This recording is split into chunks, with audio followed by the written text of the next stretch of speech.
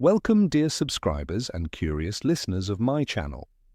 Today, we're diving deep into the original portrayal of Severus Snape in J.K. Rowling's books and exploring why the film version of this enigmatic character feels so different. The screen adaptation clearly sought to soften his rough edges, presenting Snape as a noble, tragic figure. But on the page, he is far less sympathetic. Let's take a closer look at how cinema chose to whitewash the potion's master. Enjoy the video. Number 1, softer than he was, Snape's treatment of students. In the films, Snape is stern, sarcastic, but ultimately tolerable. He mocks Harry, Ron, and Hermione, favors the Slytherins, and that's about it. But in the books, he's downright cruel. He mocks Hermione's appearance, ridicules Ron's intelligence, and humiliates Harry at every turn.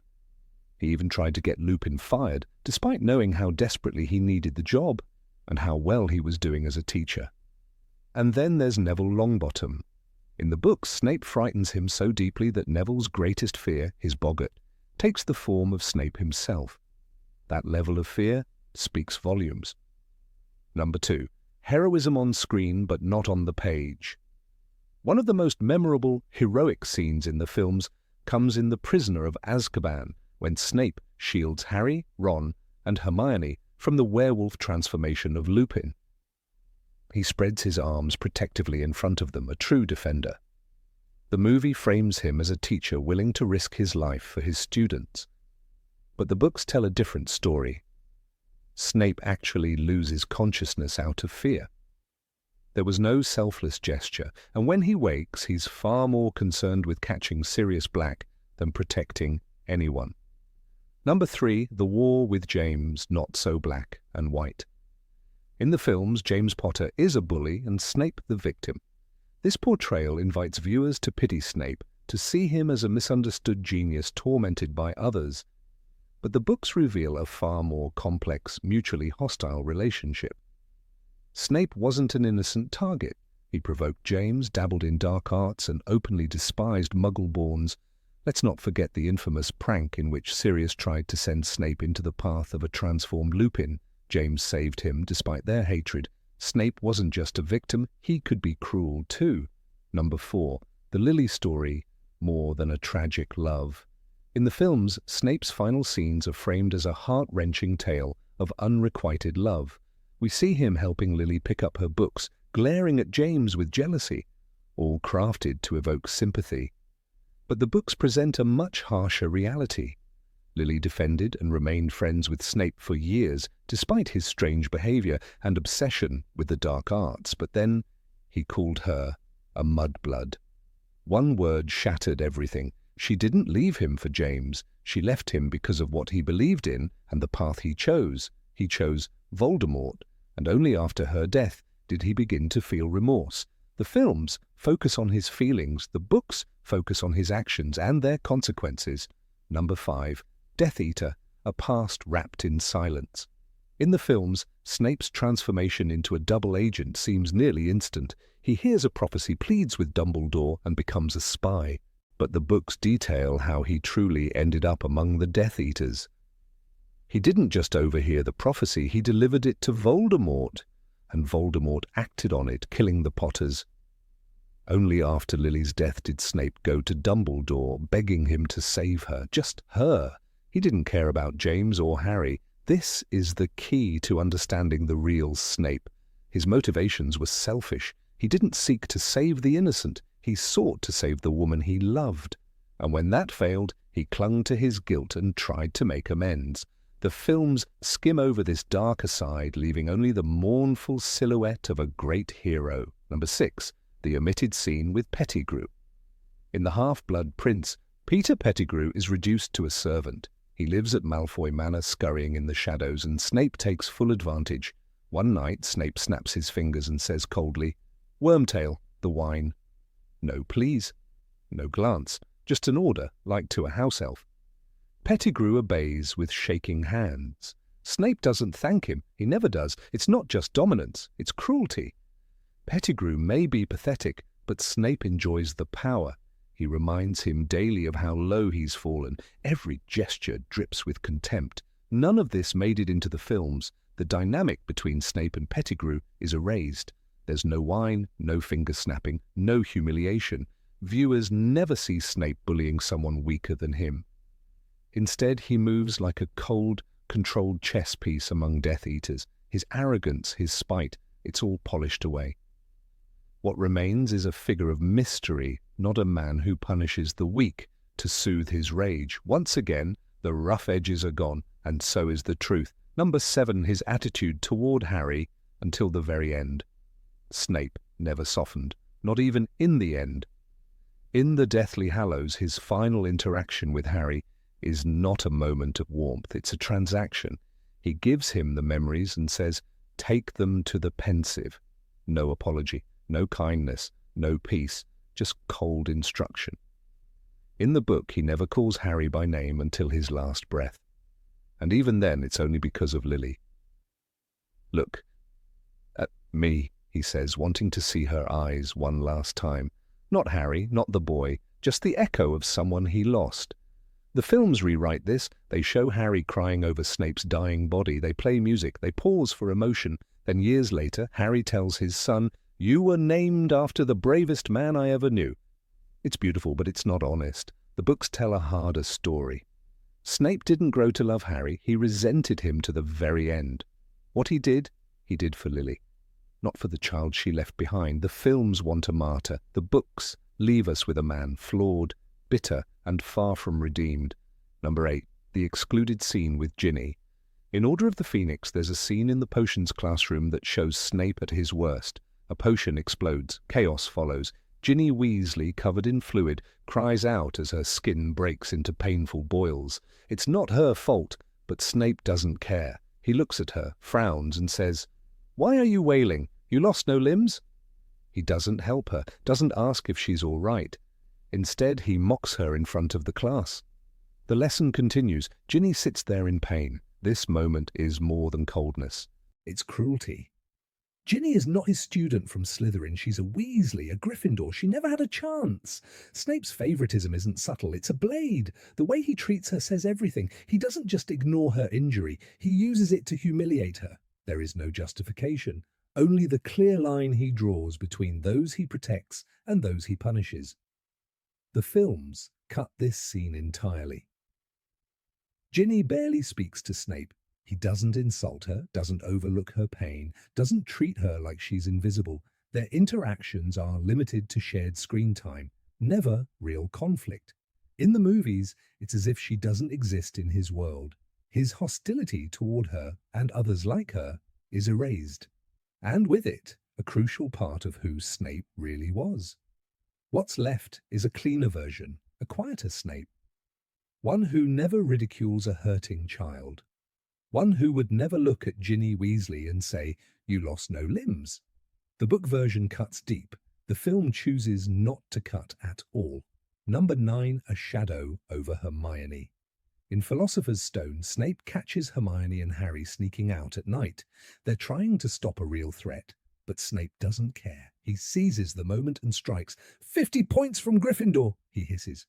The common room is devastated. The house drops from first to last overnight. It's not just punishment, it's strategy. He humiliates them not to teach a lesson, but to crush their spirit and their chances. Later, in Goblet of Fire, Hermione becomes the target of something crueler. When Malfoy calls her a filthy little mudblood, Snape hears it and says nothing. But worse is what he says himself. In one scene, he makes a sharp remark about her teeth, which had been magically enlarged by Draco's curse. He looks at her swollen mouth and says, "I see no difference." It's a line designed to wound, to embarrass her in front of her peers. Hermione, one of the brightest students, is reduced to silence. The moment is chilling, and it's deliberate. The films never show this. Snape rarely interacts with Hermione at all. When he does, his sarcasm is dry, even humorous. There's no mention of teeth, no deduction of house points in a moment of cruelty. He becomes a cold but clever teacher, not a man who uses teenage insecurities as weapons. The books show a bully, the films offer a wit, and once again, the edge is gone. Number 10, the simplified conflict with Sirius. In Order of the Phoenix, the hatred between Severus Snape and Sirius Black is sharp, deep, and decades old. Every shared scene between them crackles with hostility. They don't just disagree, they despise each other. When Snape visits number 12, Grimmauld Place, he doesn't hide it. He sneers at Sirius for being a useless layabout stuck in his family home. Sirius fires back, calling Snape a coward who hides behind children. These aren't casual insults, they're weapons from a war that never ended. The book makes it painfully clear as Snape hasn't moved on. He clings to every grudge from their school days.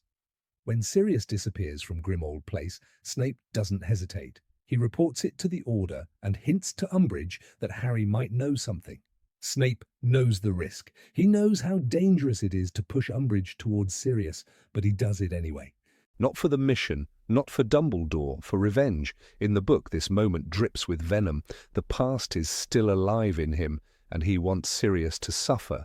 In the film, that fire is gone. Their conflict is watered down to one or two dry exchanges. A glare here, a muttered insult there. The tension barely simmers. There's no sense of history, of betrayal, of old wounds reopened. Viewers never hear the worst of their clashes. Snape doesn't deliver that cold, deliberate line from the book. He's got Padfoot at the place where it's hidden. He doesn't push the knife in, then twist it. In the film, the moment is missing, and with it, the weight of Snape's resentment. Without that weight, Snape appears cooler. More composed, he's no longer a man still enslaved by teenage fury. He becomes once again the misunderstood victim. But the book tells a different story. One where Snape is not above vengeance. One where he lets a bitter past decide a dangerous present. The film spares him. The book does not. Number 11. Disregard for children in distress. In Half-Blood Prince, Marcus Belby walks into class with a black eye. He's clearly been hit. It's not just a bruise, it's a silent cry for help. But Severus Snape barely looks at him. "Next time, Duck," he says coldly and moves on. No questions, no concern, no effort to understand what happened. The message is clear. If you're not from Slytherin, your pain doesn't matter. The classroom falls quiet, not out of respect, but because no one expects justice from this man. Snape's favoritism was never subtle. He'd take points from Gryffindors for coughing too loudly, but turn a blind eye when Draco Malfoy hexed other students in full view. When Neville Longbottom trembled at the sight of him, it wasn't fear born from respect. It was fear built from years of emotional abuse. Snape threatened to poison Trevor, Neville's beloved toad. "I see no difference," he once said during a lesson, comparing a potion ingredient to Neville's pet. He knew the effect it would have, and he didn't care. The films hide this side of Snape. The camera captures his long cloak and sharp stare, but not his neglect. There's no Belby with a black eye, no student shamed or ignored. Snape becomes a cold, mysterious figure who's strict, but never cruel. He appears professional, even noble, as if every decision he makes is part of a greater plan, as if his silence is wisdom, not indifference. But the books make it harder to look away. Children cry, flinch, and shrink under his gaze, and Snape never bends. He never says, "Are you all right?" or "Who did this to you?" For non-Slytherins, his classroom is not a place of learning. It's a minefield, every misstep punished, every injury dismissed. The films strip this away. What remains is a cleaner image, but not the truth. Number 12. Snape and Harry during Occlumency. In Order of the Phoenix, Occlumency lessons between Severus Snape and Harry Potter are nothing short of mental torture. From the very first session, Snape offers no real guidance, no theory, no support, just cold, sharp commands and scathing remarks. When Harry fails to block his mind, Snape lashes out. "Obviously, there's no point in continuing this lesson, Potter," he snaps. "You are not trying hard enough." The room becomes a battlefield, not of magic, but of humiliation. Snape mocks him, drills into his head again and again, until Harry is gasping from emotional exhaustion. One moment in the book marks a particularly disturbing shift. During one session, Harry accidentally taps into Snape's memories instead of protecting his own. In return, Snape retaliates by digging deep into Harry's mind without warning. He pulls up Harry's memory of watching Dudley bully a small child. It's intimate, raw, and not relevant to the lesson. The violation is personal. The line between teacher and tormentor disappears. Harry is left humiliated, not just defeated. The classroom, filled with shadows and silence, becomes a place of dread. The films erase this tension. Occlumency is reduced to a few stylized scenes. There's no yelling, no mind games, no psychological battle, just flashes of spells and magical light. Snape pushes, Harry resists. It looks more like a training montage than an emotional breakdown. Viewers never feel what it means to have your worst memories ripped from your head while the person doing it stares with contempt. In the book, Harry's confusion grows with each lesson. He questions Dumbledore's decision to assign Snape. He begins to dread the evenings more than any encounter with Voldemort. But in the film, the emotional damage is gone. No trembling hands, no sleepless nights, no shattered trust. What was once a cruel mind invasion becomes a cold, distant scene, a beautiful duel, but not the truth. Number 13, redemption out of love or for himself. Severus Snape's memories in the Deathly Hallows are among the most haunting moments in the Harry Potter series. When Harry pours the silvery threads into the pensieve, he dives into a past so heavy with regret, grief, and twisted longing that it forever alters his understanding of the man he once hated. But what many forget or choose not to see is that Snape's actions, no matter how brave, were never truly about the greater good. They were not about protecting the innocent, saving the world, or honoring friendship. They were about a woman who died, a mistake that shattered his soul, and a lifelong need to make that wrong right, for her and no one else. In the film adaptation, Snape's arc is portrayed with tragic grandeur. The always line has become a cultural phenomenon, shorthand for eternal love and ultimate sacrifice. Viewers weep for the potions master who spent his life loving a woman who loved another, who bore unthinkable pain in silence, and who died alone. But this beautiful illusion is only part of the truth. The books tell a far more complicated story, one where redemption is tangled in obsession, where love is possessive, and where the hero is not without selfish motives. Snape did not become a double agent because he cared for the fight against Voldemort. He had served the Dark Lord willingly, embracing a world of cruelty and supremacy until he heard one name, Lily Potter. It wasn't Voldemort's ideology that repulsed him. It was the personal blow, the decision to target the woman he once called his best friend, the woman he had loved in secret. When he begged Dumbledore to protect Lily, he did not ask for James or Harry to be spared. He only asked for her. That distinction matters. "Hide them all then," Dumbledore said. "Keep them safe, please." But Snape replied, "Just her, not the boy, not James." Deathly Hallows, Chapter 33. That plea reveals everything. Snape's motives were not noble. He was not trying to save a family. He was trying to salvage a fantasy. Lily had already rejected him, horrified by his path into darkness, his use of the word mudblood, his choice of friends. But in his mind, he could still be her savior. Even after her death, that idea remained. He could at least honor her memory by protecting her child. But let's not confuse this with affection for Harry. Throughout the series, Snape's treatment of Harry is brutal. He insults him, humiliates him, and often seems to loathe the boy's very existence. And it's not hard to see why. Harry is the living symbol of Snape's failure. His resemblance to James Potter is a daily wound, a reminder that Lily chose someone else. At the same time, Harry's eyes, Lily's eyes, torment Snape with everything he lost. Protecting Harry was an act of penance, not of love. "He has her eyes, precisely her eyes. You remember the shape and colour of Lily Evans's eyes, I'm sure," Dumbledore says, but Snape doesn't answer with warmth. He answers with fury. You have kept him alive so that he can die at the right moment. Then comes the moment the film's immortalized. After all this time? Dumbledore asks, and Snape's whispered always echoes in eternity. But what does always really mean?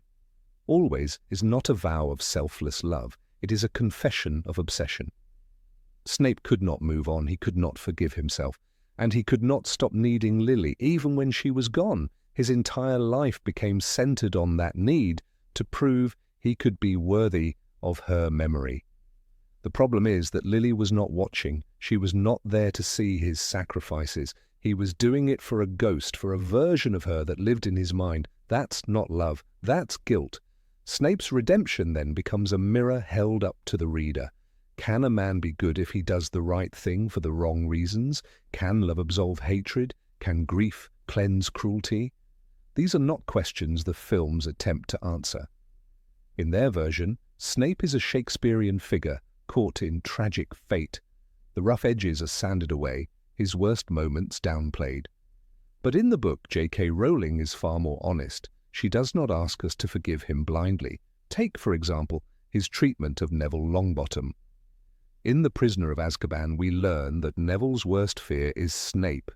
A teacher should never be a child's nightmare. His cruelty is not part of some grand plan. It is a reflection of his unresolved pain, his disdain for Hermione, his cold indifference to students who aren't Slytherin, his favoritism. These are not marks of heroism.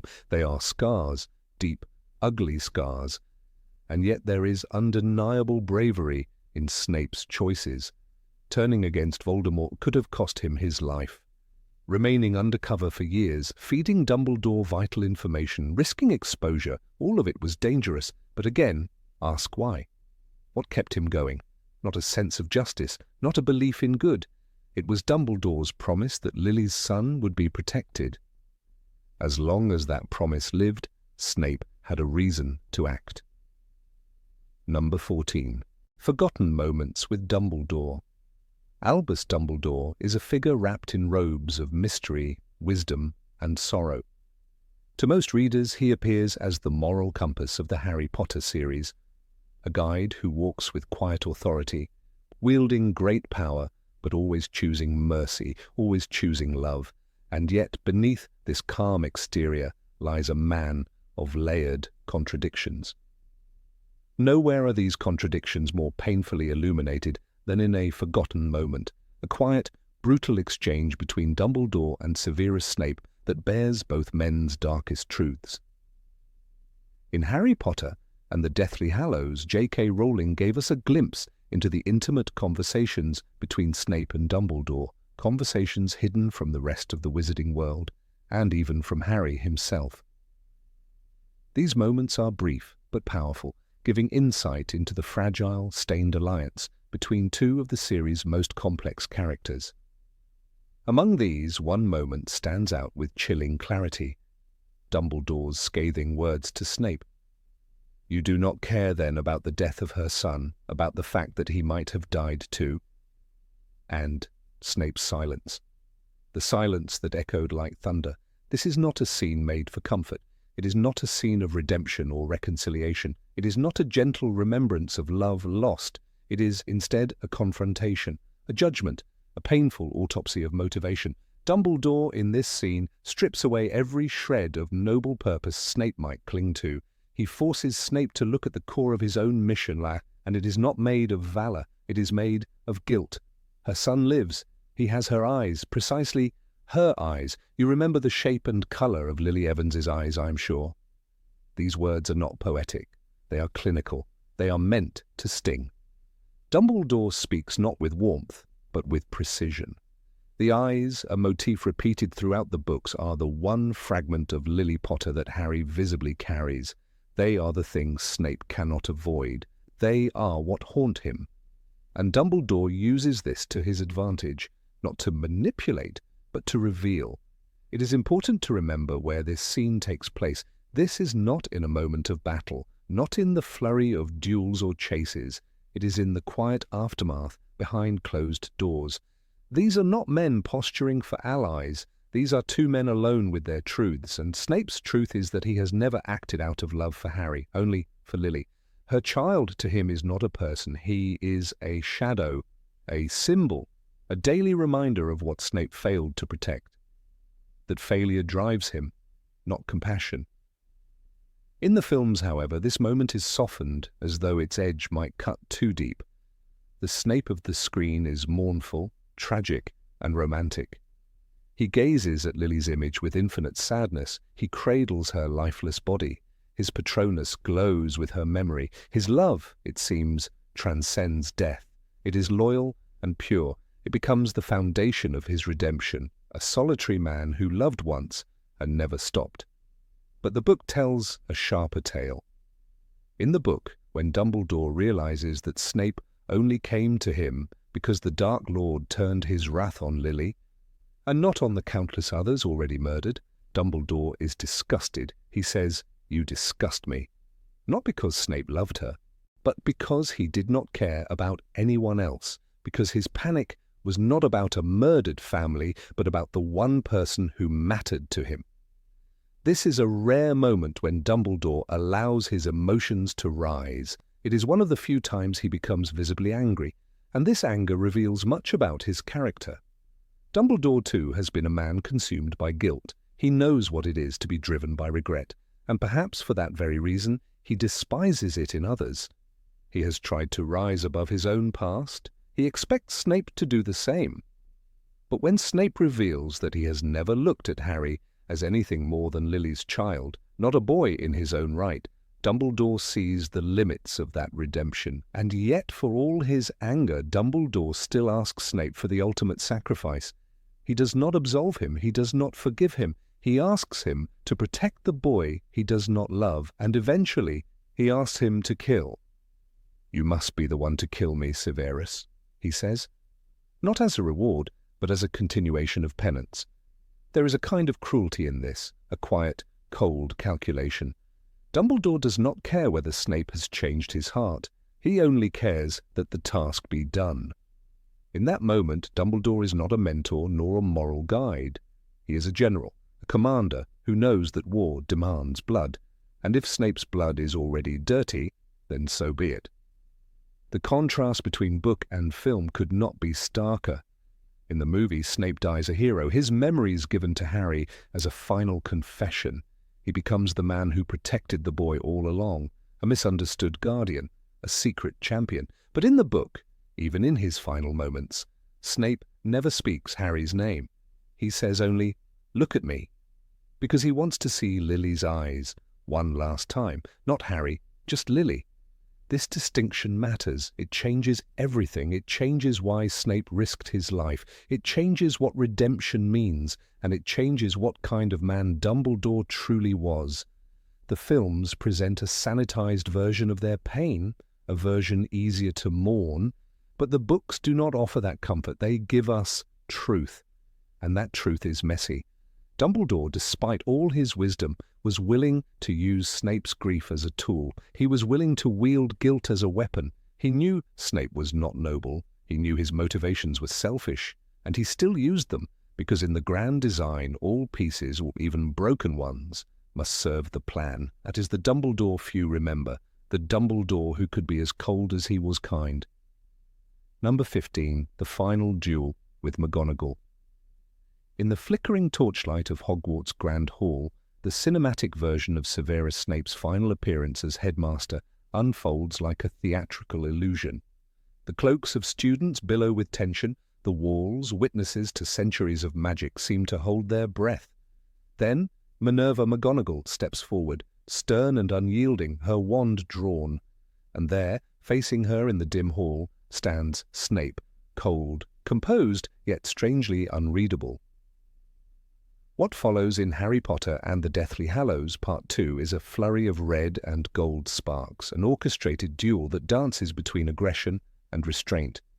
McGonagall attacks with precision, while Snape deflects with fluid elegance, but there is no counterstrike, no deadly intent, only evasion, only escape. A visual metaphor carefully crafted to whisper to the viewer, he was never the villain after all. Yet in J.K. Rowling's original book, the scene plays differently, sharper, quieter, and more honest. There is no duel, there is no performance. No explosion of coloured light and clashing magic to elevate the moment into spectacle. When Minerva McGonagall confronts Severus Snape in the book, it is quick and grim. The corridor was full of silent students, and the only sounds were the slaps and crackles of the spells being exchanged. But Snape does not retaliate, he does not even linger. He sees the inevitable. He vanishes, not in a blaze of honour, but in a calculated decision of self-preservation and purpose. The contrast between film and text is not a minor deviation, it's a fundamental reshaping of Snape's final moments in Hogwarts.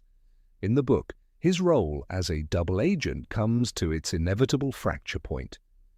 Harry, having seen Snape kill Dumbledore, has always viewed him as the traitor.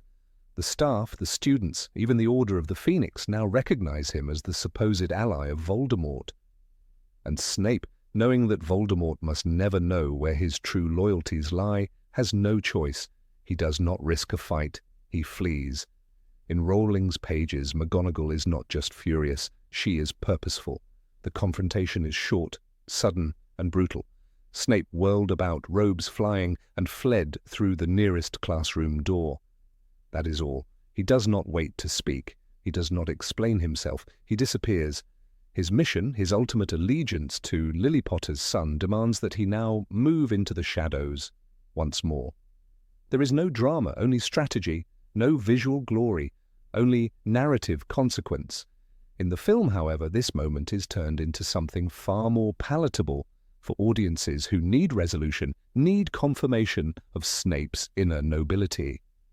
As McGonagall attacks with ferocity, Snape blocks her spells, not with his own counters, but by redirecting them to strike down the twin Carrow siblings standing behind him, Amicus and Alecto. It's a clever addition.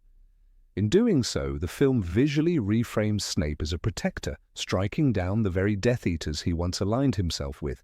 It's an elegant betrayal, one without blood. This change is not accidental. It is designed to make Snape's transition from antagonist to martyr smoother, cleaner. It allows him to slip away, not as a coward, but as a tragic hero.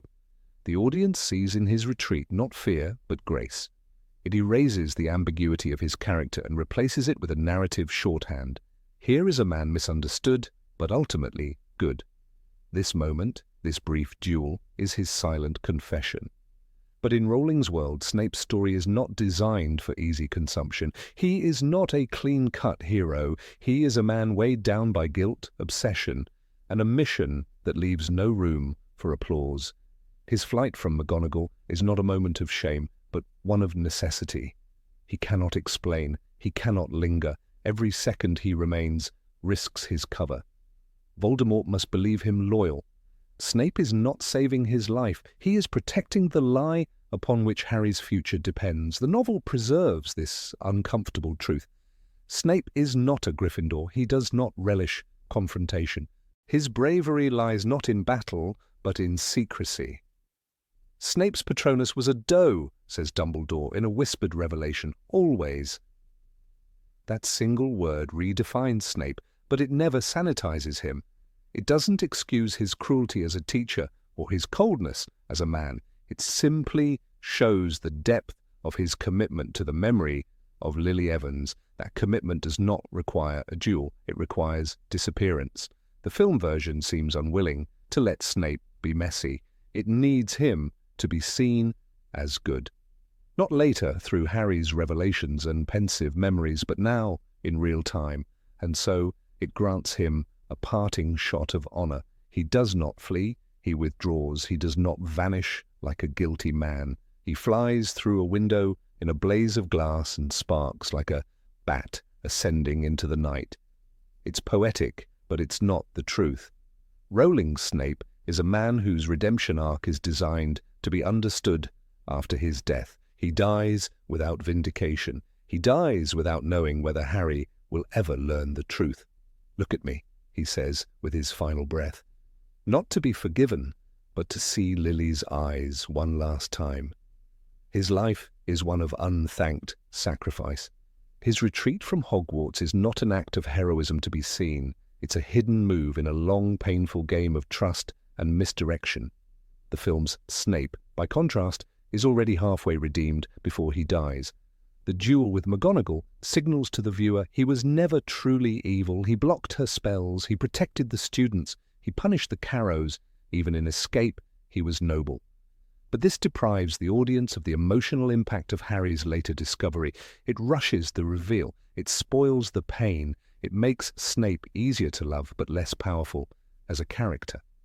The film sacrifices truth for poetry, but Rowling's writing chooses depth over spectacle. When Snape flees, he leaves behind more than just Hogwarts. He leaves behind his last link to the life he once wanted. He walks into death knowing that only in silence can his sacrifice matter. He is willing to be hated, willing to be misunderstood, because only then can he protect Harry from the truth until the time is right. Number 16, the distorted scene of Dumbledore's murder. Of all the altered scenes in the Harry Potter film series, none strikes the heart of the reader more deeply than the moment of Albus Dumbledore's death. For those who know the books, the film's version feels not just different, it feels fundamentally misleading. In Harry Potter and the Half-Blood Prince, the murder of Dumbledore by Severus Snape is not a quiet tragedy filled with mutual understanding and silent grief. It is a moment of horror, coldness, and moral confusion. The cinematic version, in striving for poetic drama, strips away the raw brutality J.K. Rowling embedded in the book, and with it, much of the ambiguity that surrounds Snape's true character. The movie gives us a tower soaked in blue tones, a dying headmaster barely able to stand, and a silent Snape ascending the steps with anguish painted on his face. There's a pause, an almost spiritual moment, as if he were about to confess love, not cast the deadliest spell known to wizard kind. With a strained expression and a whispered curse, Avada Kedavra leaves his lips. Dumbledore is flung backward, arms outstretched, like a saint martyred, falling in a graceful arc to his death. It's framed as a scene of necessary sacrifice. Snape as the reluctant executioner, a man torn, obeying a promise rather than his heart. Yet that's not the Snape who appears in the book. In Chapter 27, The Lightning-Struck Tower, Rowling crafts a very different tableau.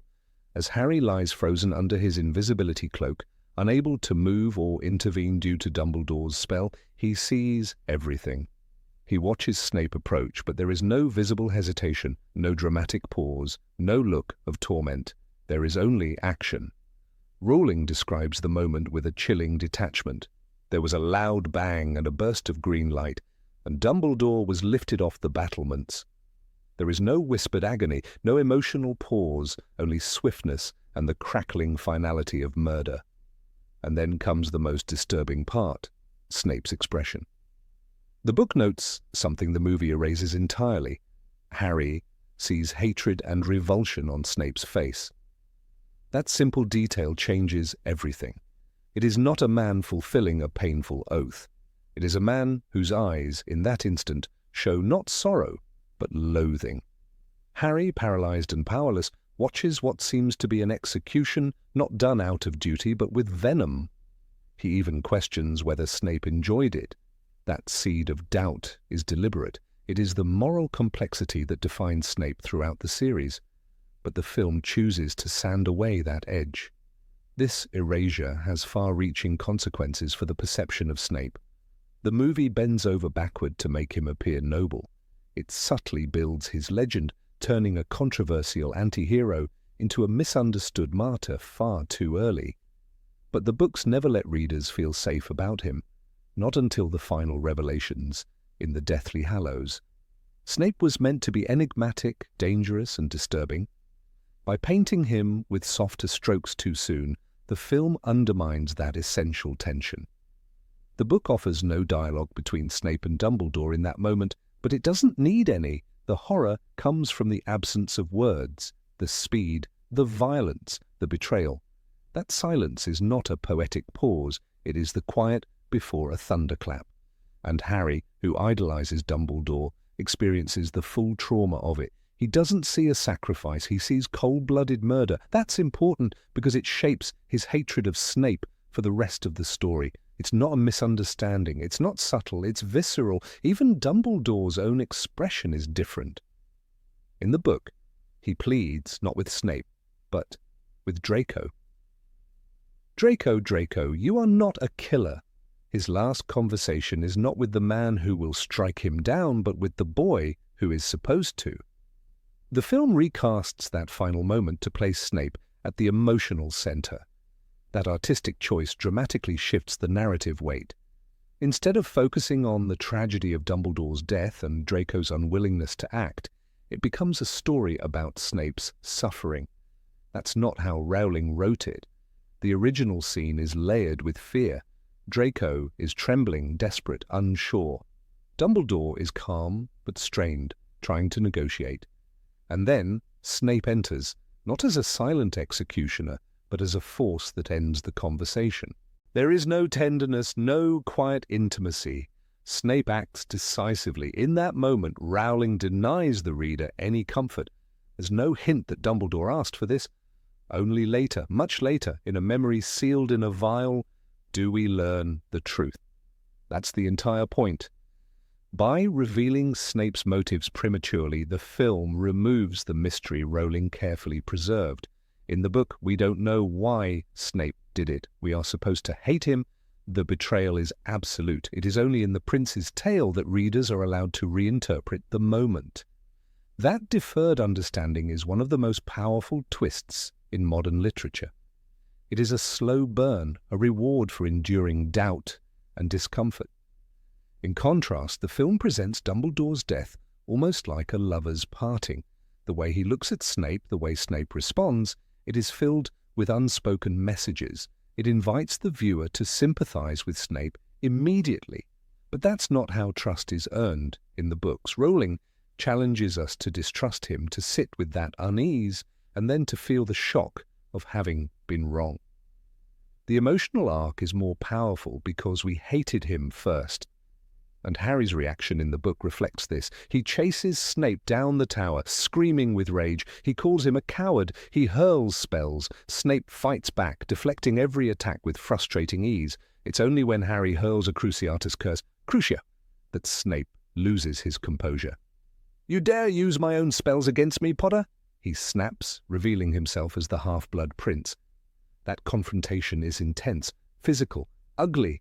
It's not a moment of reflection, it's pure fury. The film again minimizes that rawness. It shortens the duel, removes the key lines, and softens the emotional chaos. What we get is a cleaner, quieter aftermath, but the book offers no such catharsis. The tension remains unresolved. Harry returns to Hogwarts not with understanding, but with devastation.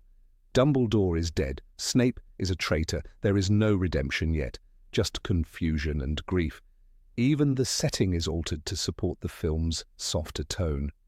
In the book, the Astronomy Tower is stark and cold, a place of vulnerability. The murder happens at the battlements open to the night sky. There is no cinematic flourish, no musical crescendo, just a spell, a fall, and silence. The brutal simplicity of it makes it unforgettable. It doesn't need embellishment. Snape's face is never truly revealed in that moment. We see it through Harry's eyes, and Harry's hatred colors everything. That subjectivity matters. It means that Snape's motives remain a mystery not just to the reader, but to the characters as well. His mask is intact. That's the genius of the book's structure. It forces the reader to confront their own assumptions. And later, when we finally learn the truth that Dumbledore asked Snape to kill him, that it was all part of a larger plan, it hits harder because we saw it as murder. We grieved, we raged, we judged. Only then do we realize how much Snape lost. But that redemption is earned. It is not gifted by camera angles or dramatic lighting. It is carved out of suffering and silence. The movie takes that suffering and puts it front and center. It shows Snape's pain, Dumbledore's acceptance, and the tragic inevitability of it all. But in doing so, it takes away our chance to feel betrayed. It rewrites the emotional timeline, turning tragedy into poetry. The result is beautiful but less honest. Snape's journey is about secrecy, sacrifice, and delayed justice.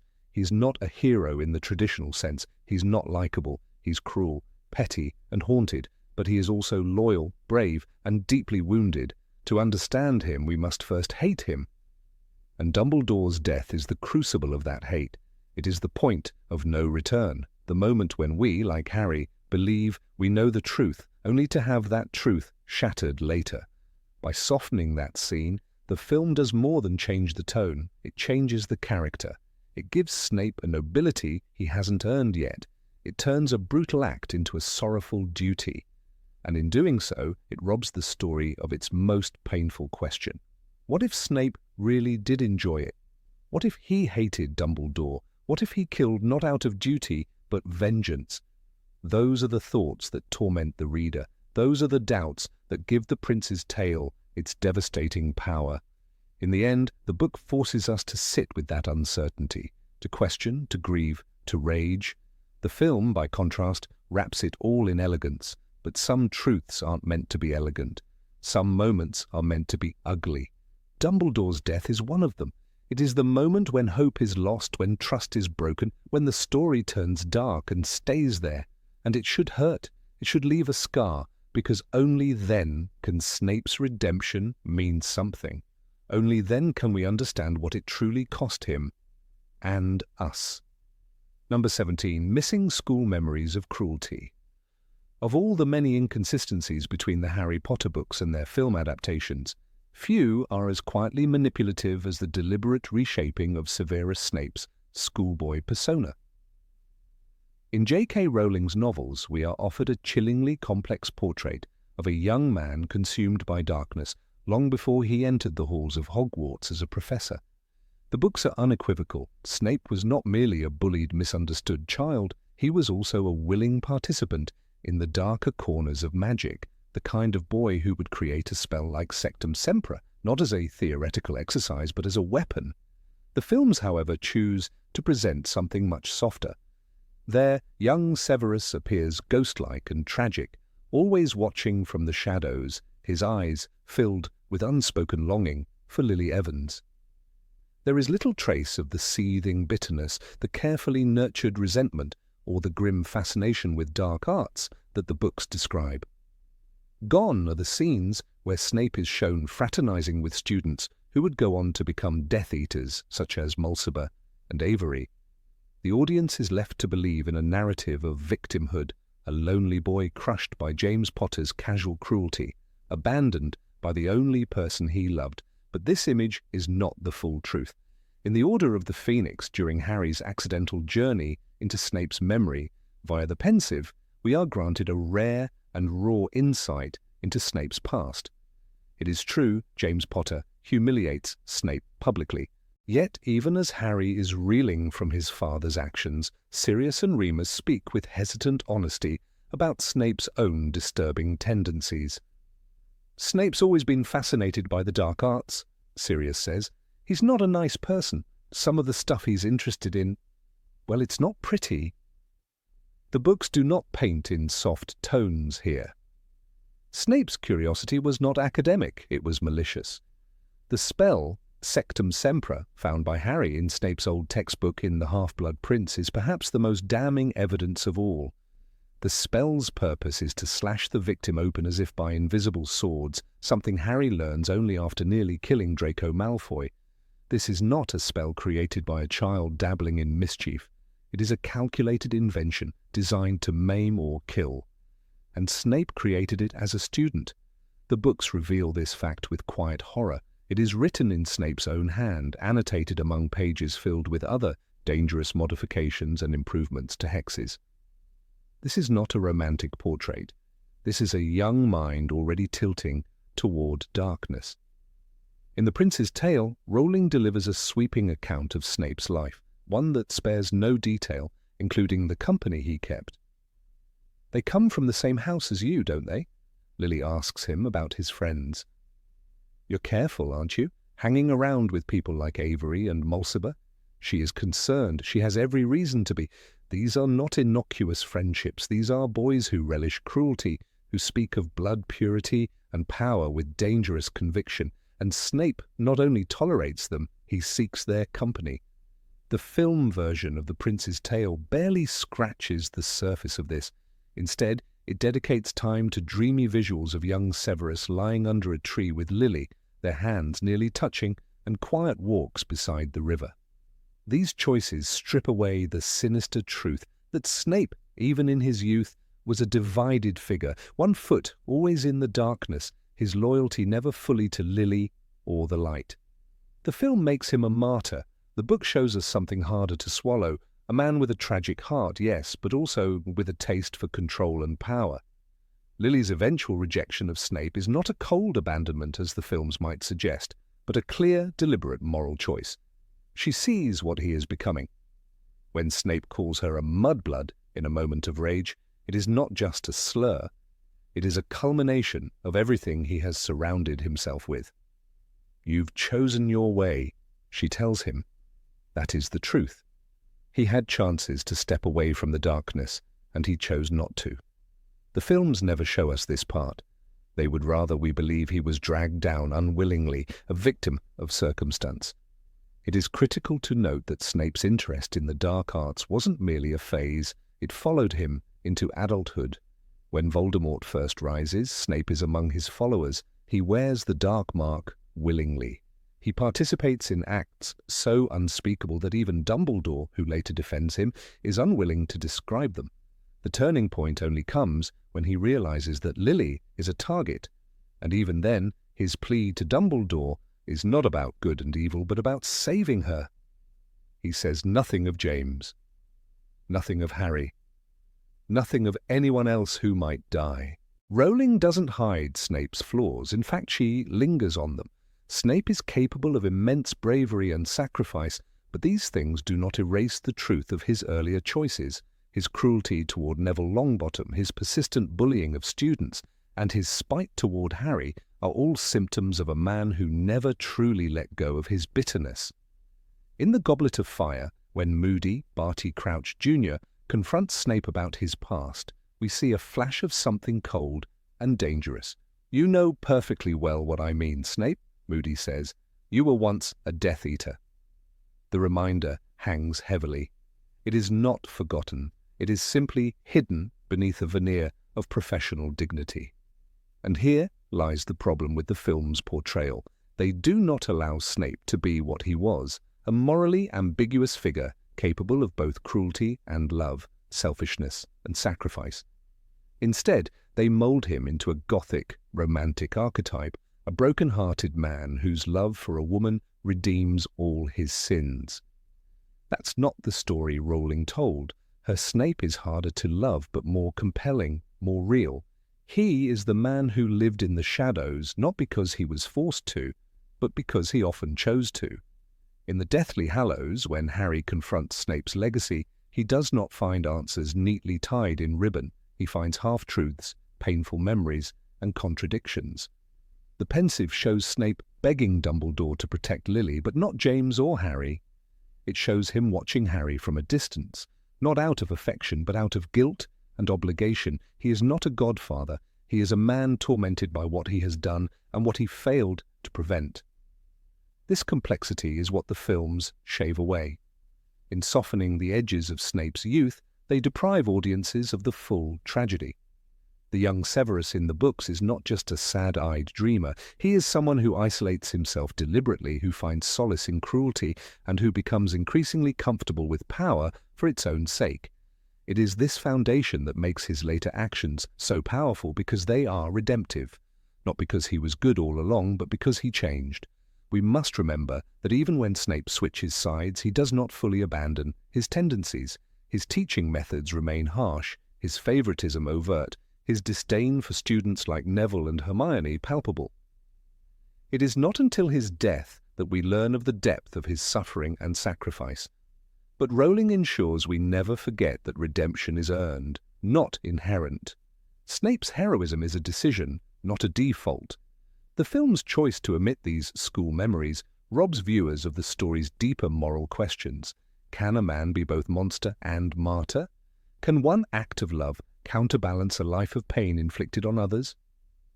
Rowling invites us to wrestle with these ideas. The films, sadly, prefer simpler answers.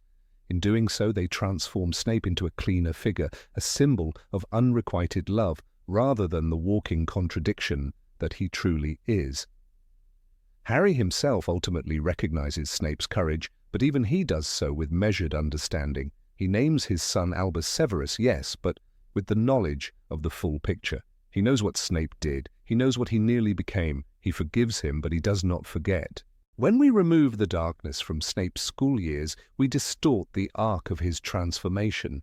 The redemption means less when there is nothing monstrous to redeem.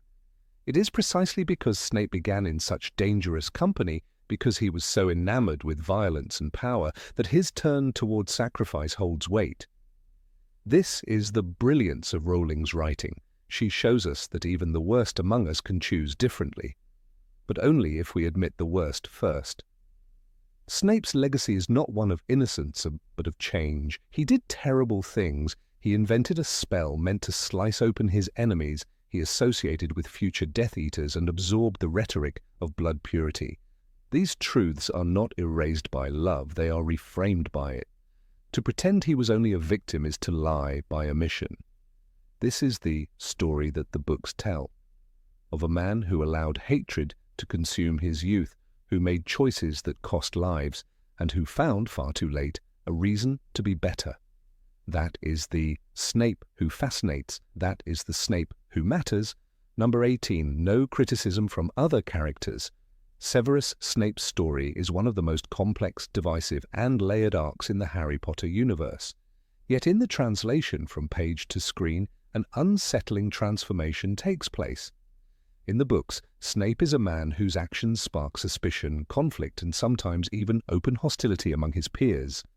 But in the films, much of that scrutiny disappears, replaced instead by a quieter reverence, a more stoic portrait of a misunderstood hero. What is lost in this change is the tension that made Snape's journey so morally complicated, and so very human. In the books, nearly every adult character has, at one point or another, expressed doubt or outright distrust of Snape. It wasn't only the obvious candidates, like Sirius Black, whose grudge went back to their school days. It was people with calm judgment and strong character. Nymphadora Tonks, brave and fiercely loyal, clearly didn't share Dumbledore's faith in Snape. Molly Weasley, a woman with a big heart but sharp instincts, also expressed concern. Even Arthur Weasley, known for his gentle nature, once admitted to Harry that Dumbledore's trust in Snape was one of the few things he struggled to understand.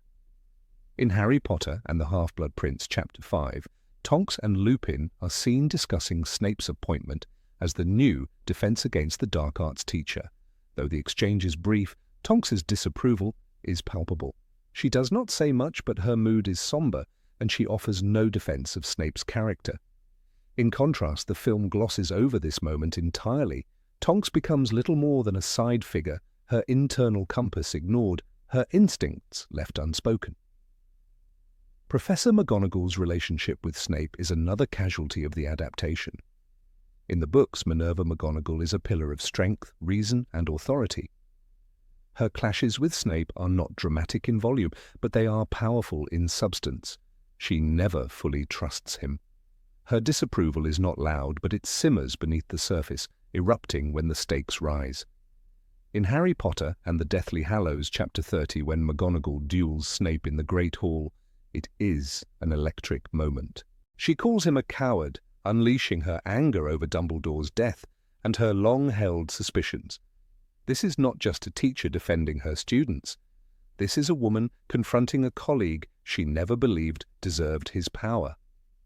In the film, their confrontation is visually spectacular but emotionally muted. The history, the tension, the betrayal, it's all buried under the glitter of cinematic magic. Professor Flitwick, too, is wary. In Deathly Hallows, we learn that he, along with others, was quietly resisting Snape's control over Hogwarts. When McGonagall calls for help to fight the Carrows and Snape, Flitwick does not hesitate. He trusts her, not the new headmaster. And it's telling. Flitwick, the charms master, is not impulsive. He's careful. His readiness to act against Snape speaks volumes.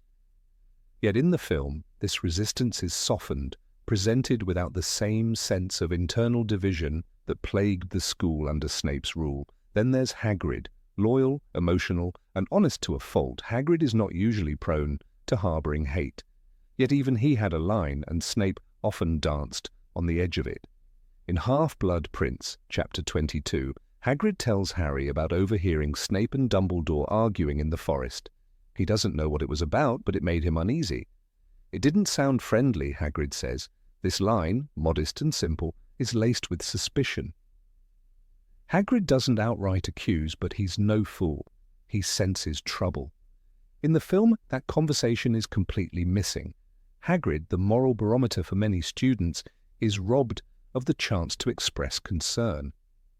The absence of this criticism in the films results in a kind of narrative flattening. Snape becomes the silent martyr, the misunderstood genius who bears the world's hatred for the greater good. But this image, while romantic, is incomplete. The Snape of the books is jagged, sharp-edged, and full of contradictions. He is not simply a hero in disguise. He is a man who made cruel choices, who held grudges, and who often hurt the very people he claimed to protect, and the people around him knew it. Take the way the Order of the Phoenix speaks of him. Lupin, for instance, never fully accepts Snape's loyalty. Despite Dumbledore's insistence, Lupin remains skeptical. In Order of the Phoenix, Chapter 5, he is clearly uncomfortable discussing Snape. The bitterness of the past is still fresh, but it's more than that. Lupin sees the way Snape treats students. He sees the contempt, the casual cruelty, and he doesn't look the other way. In the films, this friction between Lupin and Snape is minimized. Their history is hinted at, but never developed. Lupin never gets to raise a voice of doubt. Molly Weasley, protective of her family, is another character who expresses deep discomfort with Snape's presence.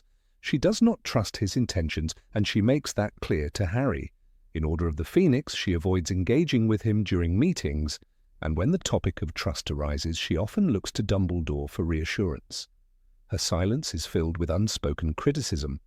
Molly, a mother figure to many, becomes a kind of chorus for the reader, echoing our own uncertainties. In the films, she is merely kind and present, her complex stance towards Snape washed away. The broader wizarding world, too, did not hold Snape in high esteem. Many within the ministry viewed him as a former Death Eater who was never truly redeemed. His double life was not a well-kept secret, and whispers followed him wherever he went. In Half-Blood Prince, Chapter 2, we see the suspicion in the air as Bellatrix Lestrange confronts Snape, accusing him of playing both sides. While her motivations are twisted, her accusations are grounded in real ambiguity. Even the Death Eaters had doubts. This tension added a richness to Snape's identity. He was never entirely trusted by anyone. Even the students felt it. Neville Longbottom, in particular, suffered under Snape's disdain.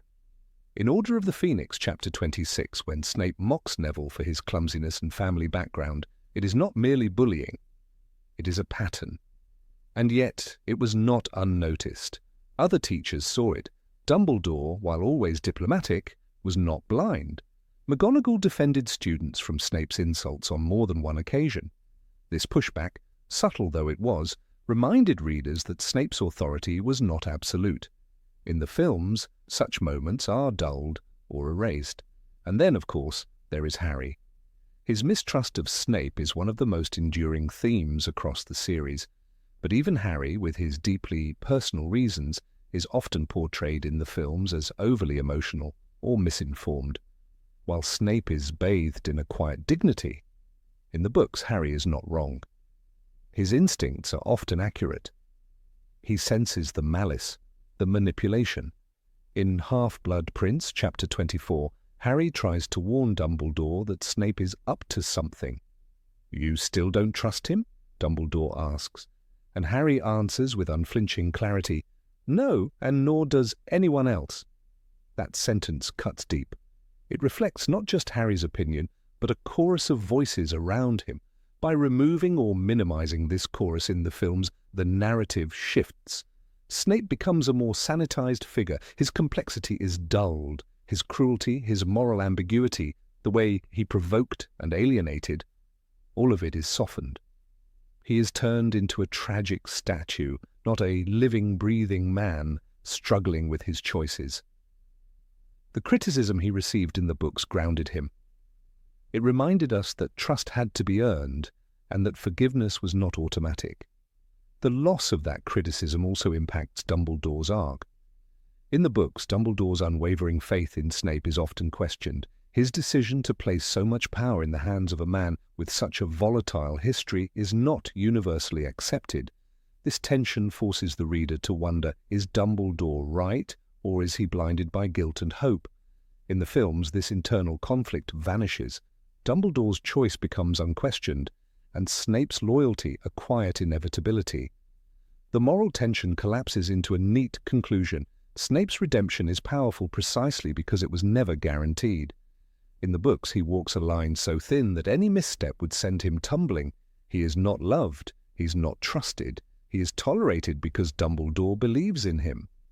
And even that belief is layered with risk. The other characters' criticism wasn't cruelty, it was clarity. They saw the darkness, they saw the bitterness, and they were not afraid to name it. The absence of this clarity in the films does a disservice not only to Snape, but to the entire story.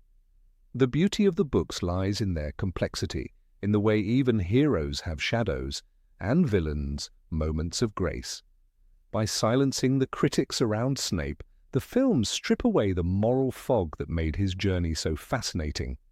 He no longer fights against suspicion. He no longer earns his redemption through grit and solitude. He is simply revealed as if he had always been good, but he wasn't always good. He was cruel, he was selfish, he made choices that hurt people, and yet he chose, again and again, to stand against Voldemort. That is what made him powerful, that is what made him tragic, and that is what made him real. The world around him, full of doubt and judgment, made that choice matter.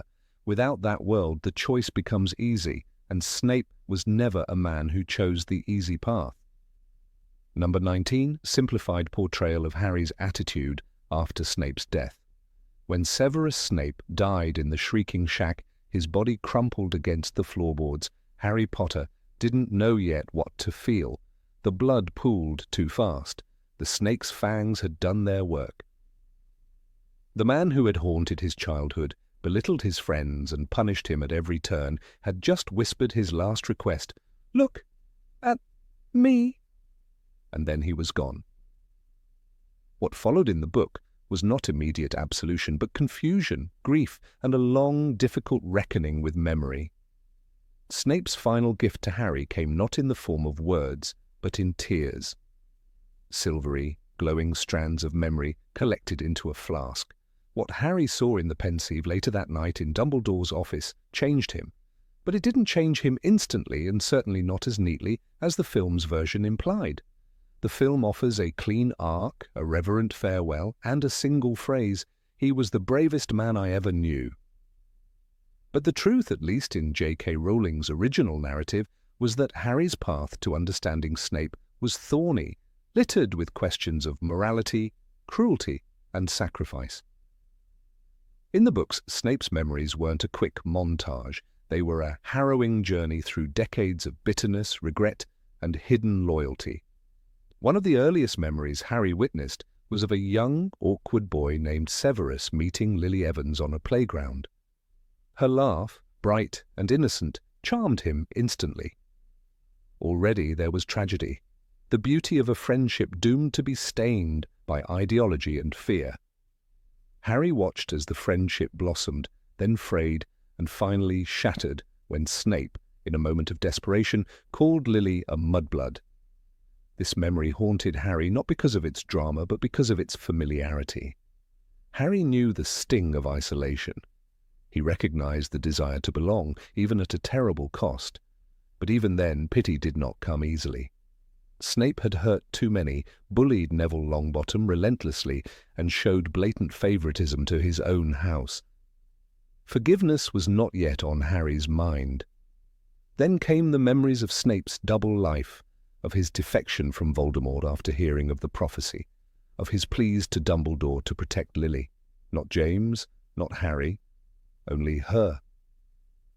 In Harry Potter and the Deathly Hallows, Rowling writes, "Hide them all then," he croaked. "Keep them safe, please." This was not the language of a noble knight. It was a broken man begging for the life of the only person he had ever loved. Harry saw Snape's horror when Lily died, his vow to protect her son as a form of penance, and his willingness to spy, lie, and risk everything to uphold that promise. But none of it erased the cruelty Snape inflicted during Harry's years at Hogwarts. As Rowling wrote, Snape might have been trying to protect Harry, but he had made his life hell. In the film, all of this is compressed. The memories flicker across the screen, the music swells, and suddenly Harry is at peace. He gives Snape his blessing with a single line at the end, naming his son Albus Severus and declaring him brave. It is a poetic ending, a cinematic closure. But it is also arguably a disservice to the deeper moral questioning that the books so carefully foster.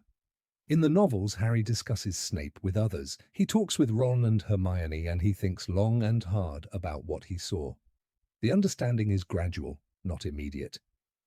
Even years later, as we learn in the Deathly Hallows epilogue, Harry still struggles with the weight of what Snape did and what it meant. Naming his son after him is not just homage, it's a deeply symbolic, almost painful gesture of reconciliation. Not a simple declaration of admiration. And what of the others who suffered under Snape's wrath? Neville Longbottom, whose greatest fear was Professor Snape, not Voldemort. Hermione Granger, called an insufferable know-it-all by a teacher who should have nurtured her brilliance. Even Harry himself, punished, belittled, and spied upon. These are not minor offences, they are scars, and the book does not pretend they vanish just because Snape switched sides. Rowling made Snape complex for a reason. He was never meant to be a hero in the conventional sense. He was a man driven by loss and guilt, who did the right thing for reasons that were not always noble.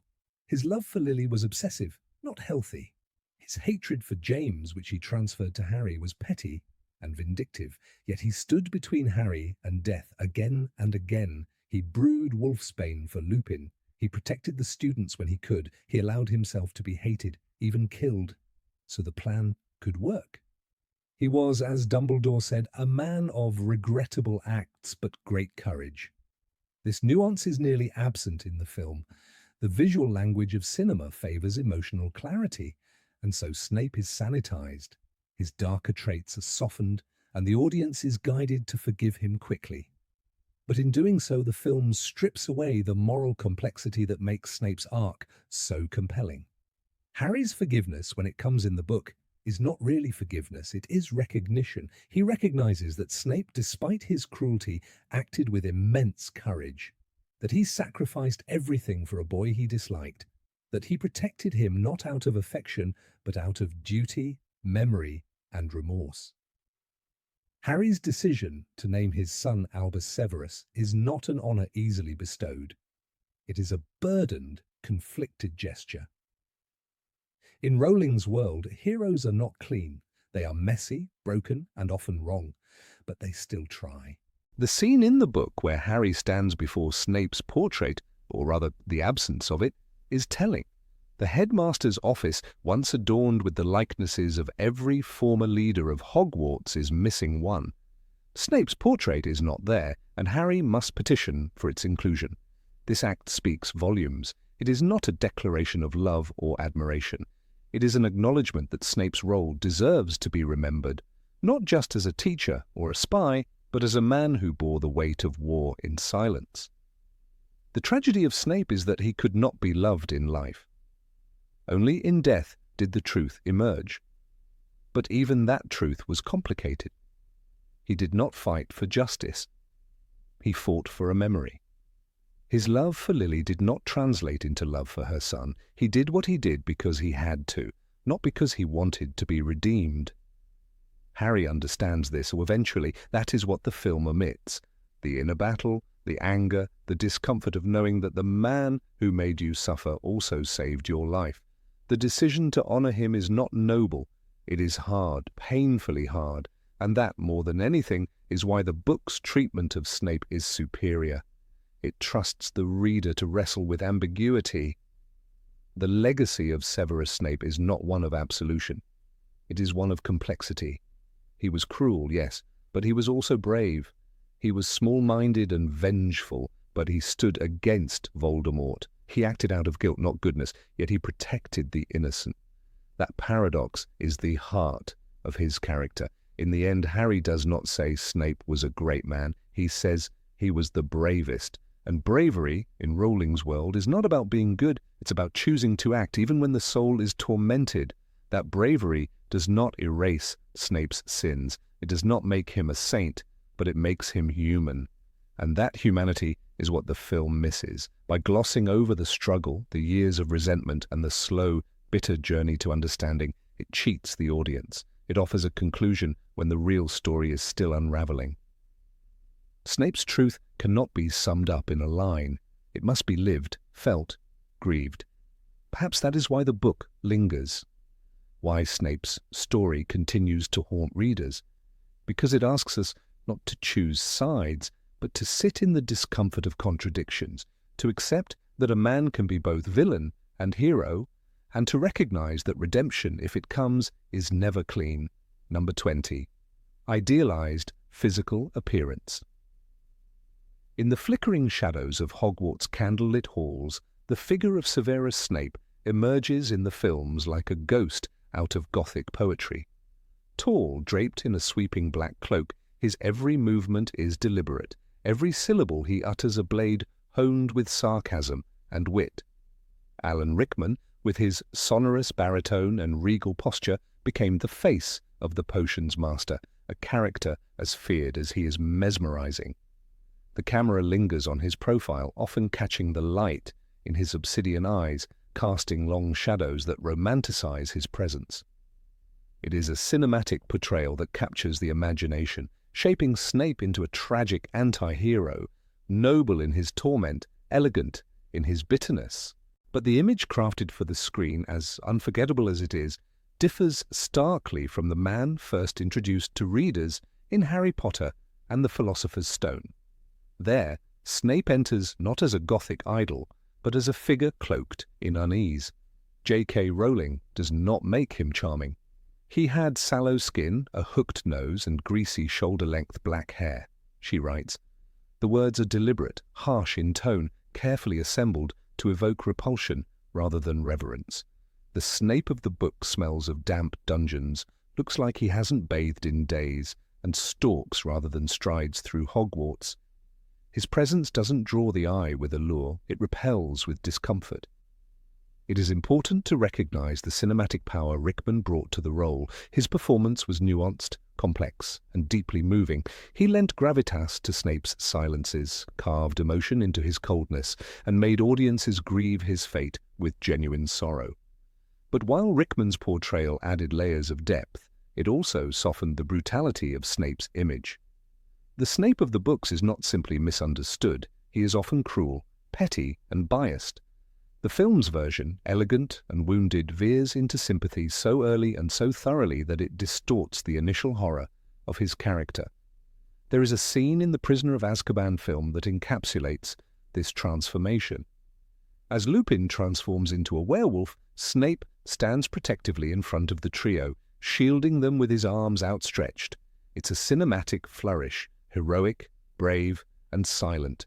The camera honors him, but in the book, Snape is far from this stoic protector. He is furious, snarling, demanding explanations, and treating the students as intruders. "Out of the way, Potter," he snaps, not as a savior, but as a man who despises the children and resents being pulled into their world. This divergence in portrayal begins crucially with appearance. In cinema, visual symbolism carries tremendous weight. The long black robes become a fashion statement rather than a reminder of his isolation. The angularity of Rickman's face, the elegance of his diction, these are elements that craft beauty from bitterness. He becomes iconic.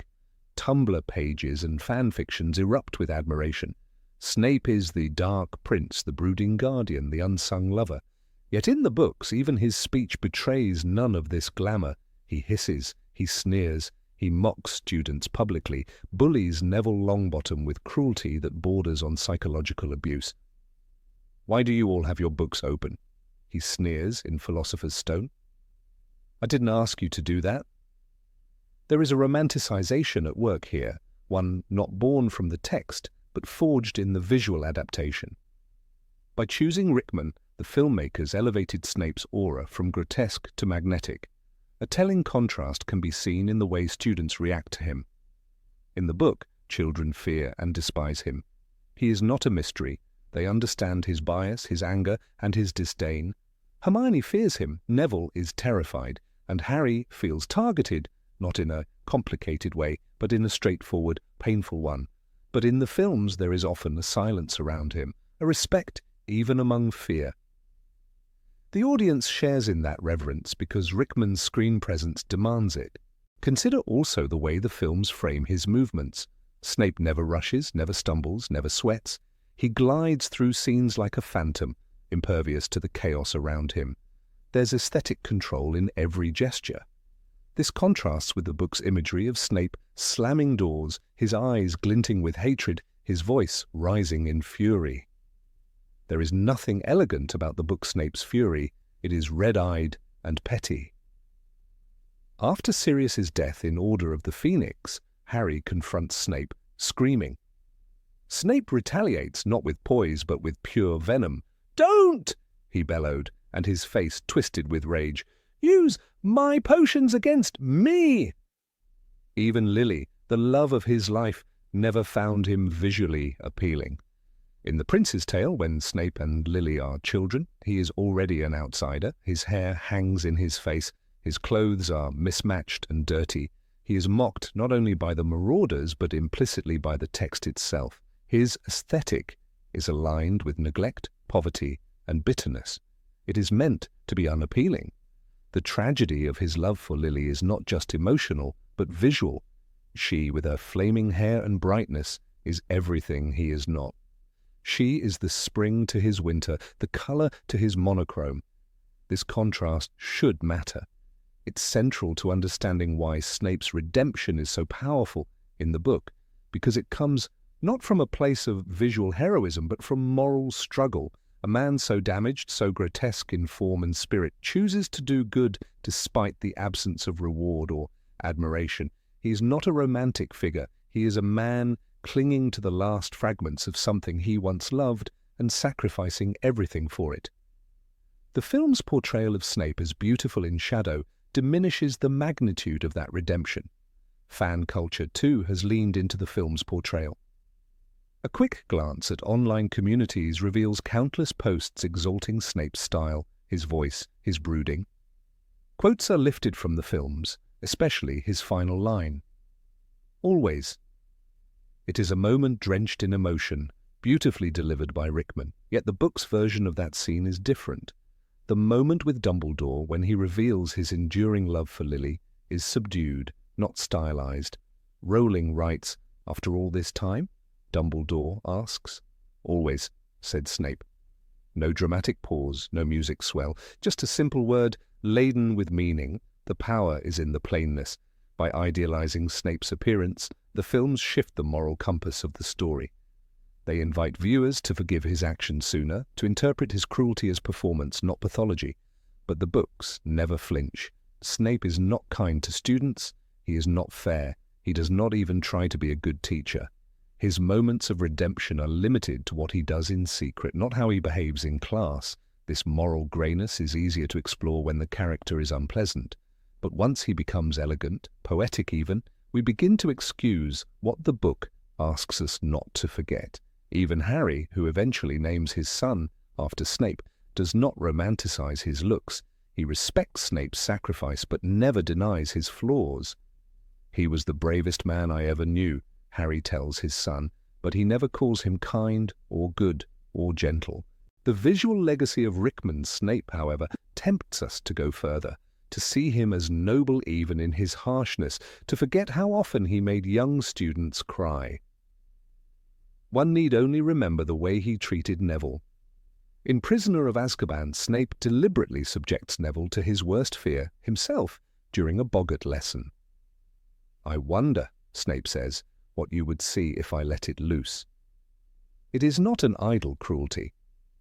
It is a reminder that in the books, Snape's darkness is real, not theatrical. He scars with his words. He He intimidates not with grace but with venom. And yet the film gives him a cape that swirls like Dracula's, a voice like velvet, a posture so regal he could be mistaken for a fallen king. This is not the Snape who lived in the pages. This is a character transformed by performance and lighting into someone larger than life, someone beautiful. And beauty forgives. The book does not want us to forgive him so easily. It wants us to sit in discomfort, to ask how much pain excuses cruelty, how far loyalty must go before it redeems abuse. The Harry Potter novels challenge readers not to idolize Snape, but to understand him. He is a figure of tragedy, yes, but not of romance.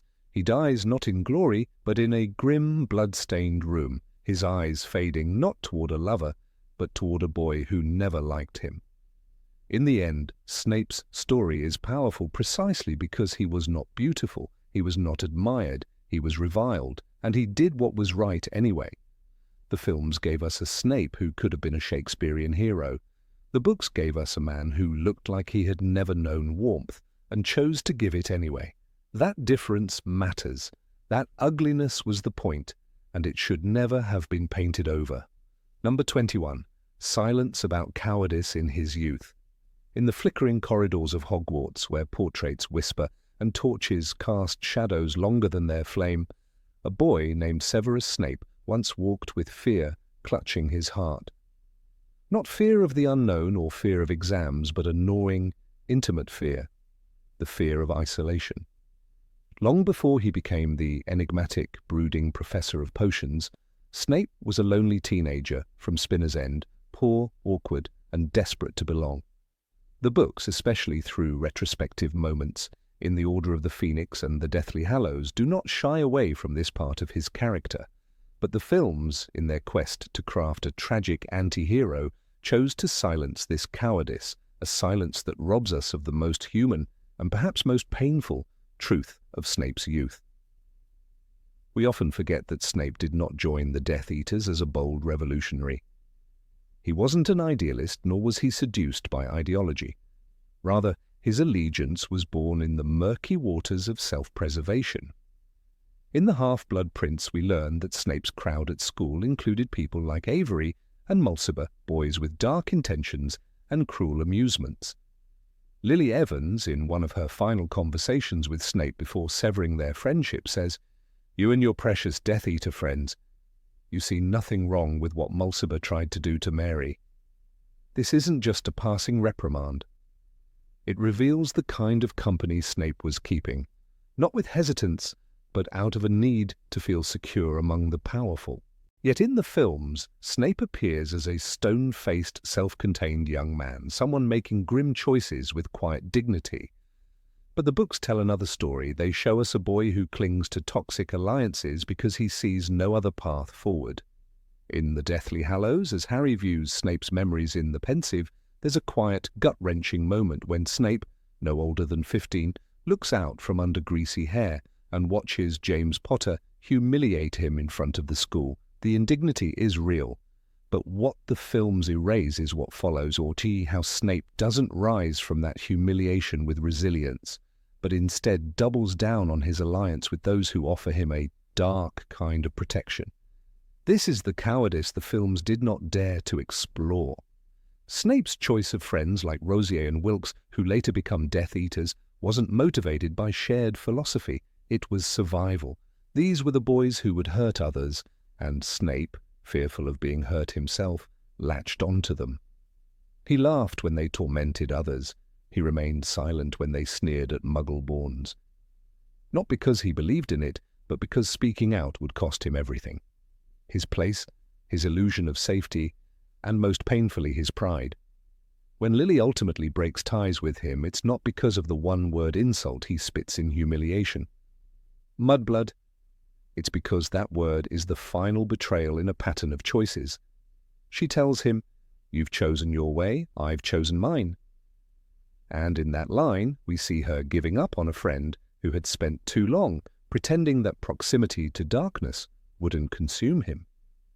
Snape didn't argue, he didn't plead with her to understand, because in his heart, he knew. he had chosen, or rather, he hadn't been brave enough to choose differently. The tragedy is not that Snape loved Lily. The tragedy is that he didn't love himself enough to stand alone. In the Deathly Hallows, after her death, Snape goes to Dumbledore in agony, begging for her protection. But even in that scene, there is an echo of what came before. Snape, again, acting not out of heroism, but desperation. His request isn't to save the family, but hide her, hide them all, keep her, them, safe. He catches himself, but the slip reveals his true motive. It's still about Lily, not justice, not atonement. When he ultimately agrees to protect Harry, it's not because he sees the boy as a symbol of resistance or a beacon of hope.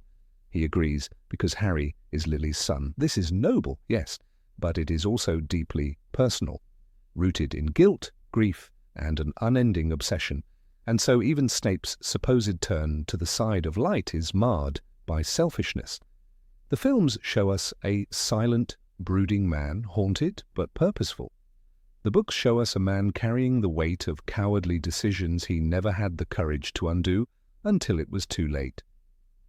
One of the most telling passages comes when Dumbledore confronts Snape about protecting Harry. In the book, the conversation ends with Dumbledore's chilling question. "You disgust me." That moment, stripped from the films, is not a condemnation of Snape's bravery, but of the very essence of his decisions. Dumbledore sees through the man's motivations. He sees a man who once chose evil not out of belief, but because it was easier than being alone. And what could be more terrifying to a boy like Snape than isolation? Raised in a broken home, neglected and mocked at school, he found validation not in friendships but in fear, the fear he inspired by aligning with dangerous people. He did not lead them, he followed. He was not their equal, he was their shadow. In a school of magic, Severus Snape made the most mundane choice of all. He conformed. There is an especially painful irony in the way the films glorify Snape's arc. Alan Rickman's haunting performance paints him as a man of iron principles, misunderstood and maligned. But the truth is more brittle. Snape did not become a double agent because he believed in the Order's cause. He became a spy because the woman he loved was dead. His loyalty was conditional. And that, too, is a form of cowardice. Loving someone only after it is too late to change who you are. The silence in the films is deafening. By omitting the complexities of Snape's teenage years, his fear, his passive cruelty, his selfishness, we are left with a version of him that feels almost saintly. But Snape was never a saint. He was a boy who made weak choices and a man who spent his life trying to cover them up with grand gestures, a man who bullied children, who punished the innocent for the sins of their fathers, who never truly apologized for the lives he helped destroy. In The Prisoner of Azkaban, we see Snape's fury when he believes Sirius Black has returned. His hatred is so intense that he puts children in danger just to settle a score. This is not the mark of a selfless man. This is the echo of that same frightened teenager, still grasping for control, still lashing out from a place of unresolved trauma and guilt. Even his final act, revealing the truth to Harry through his memories, is not a moment of redemption. It is a confession. And in that confession, we see the totality of his cowardice laid bare. He did what he did not because he was brave, but because he had nothing left. No friends, no family, no cause greater than his guilt. In one of the most heartbreaking lines of the series, Dumbledore asks, "After all this time?" And Snape answers, "Always." It is beautiful, but it is also tragic. His entire life was a reaction to one mistake, and he never found the strength to move on from it. Had the films embraced this truth, Snape would have been a far more powerful figure, not a hero, but a warning. A cautionary tale about the cost of cowardice, the danger of seeking shelter among the wicked, and the tragedy of loving someone without the courage to protect what they stood for. Instead, what we received was a myth, cloaked in shadows, stripped of its most vulnerable parts. In the end, Snape's story is not about sacrifice. It is about survival, about the quiet terror that makes people do terrible things, about the fear of being nothing. And that fear, so raw and so real, is what shaped him. More than love, more than magic, more than war. He wasn't brave, not at first. And that's why his story matters, because in that fear, in those weak, shameful choices, we see ourselves. Had he been braver, perhaps he would have walked away from Mulciber and Avery. Perhaps he would have stood by Lily, not just in love, but in belief. Perhaps he would have found another way, but he didn't. He let the shadows claim him, and when the light finally reached him, it was already too late. That is the truth the films refused to show, because it was too uncomfortable, too human, too honest. But the books knew better. And for those who read closely, Snape's silence in youth echoes louder than any spell he ever cast. Number 22. Lack of deeper analysis of his teaching failures. Few characters in the wizarding world evoke such conflicting emotions as Severus Snape. He is a man draped in shadows, hailed as a hero by some, reviled as a tormentor by others. While his bravery in the ultimate battle against Voldemort earned him a place among the honored dead, there remains a darker truth, often overlooked. The films, in their stylized portrayal, robbed the audience of a vital aspect of his character, the fact that Severus Snape was, by almost every measure, a deeply damaging and ineffective teacher. In the books, Snape's classroom was not a place of learning. It was a battleground of fear. The dungeon where he held his potions lessons felt more like a lair than a classroom, its dim lighting and oppressive atmosphere setting the tone for what was to come. Students did not enter with curiosity or enthusiasm. They entered with clenched jaws and quiet dread. The descriptions in Harry Potter and the Philosopher's Stone paint this vividly. When Harry attends his first potions class, he isn't met with welcome or guidance. Instead, Snape immediately targets him. "You are here to learn the subtle science and exact art of potion making," he says, his voice silky and cold, before singling out Harry with piercing questions meant to humiliate. This was not a one-time occurrence. Over and over the books reveal a pattern. Snape does not teach through encouragement or constructive correction. He humiliates, belittles, and undermines. Neville Longbottom is a prime example. A shy, nervous boy with a genuine desire to do well, Neville was perhaps the student most deeply affected by Snape's cruelty. In Harry Potter and the Prisoner of Azkaban, Snape subjects him to public humiliation, going so far as to threaten to poison his pet toad, Trevor, if Neville fails to perform a potion correctly. "If your inadequacy causes this toad the slightest discomfort, you will be taking the potion yourself," he snarls. It's a threat no teacher should ever make to a child. The trauma Snape inflicted on Neville was not subtle. It was enduring. Later in the same book, Neville's boggart, the thing he fears most, transforms into Professor Snape.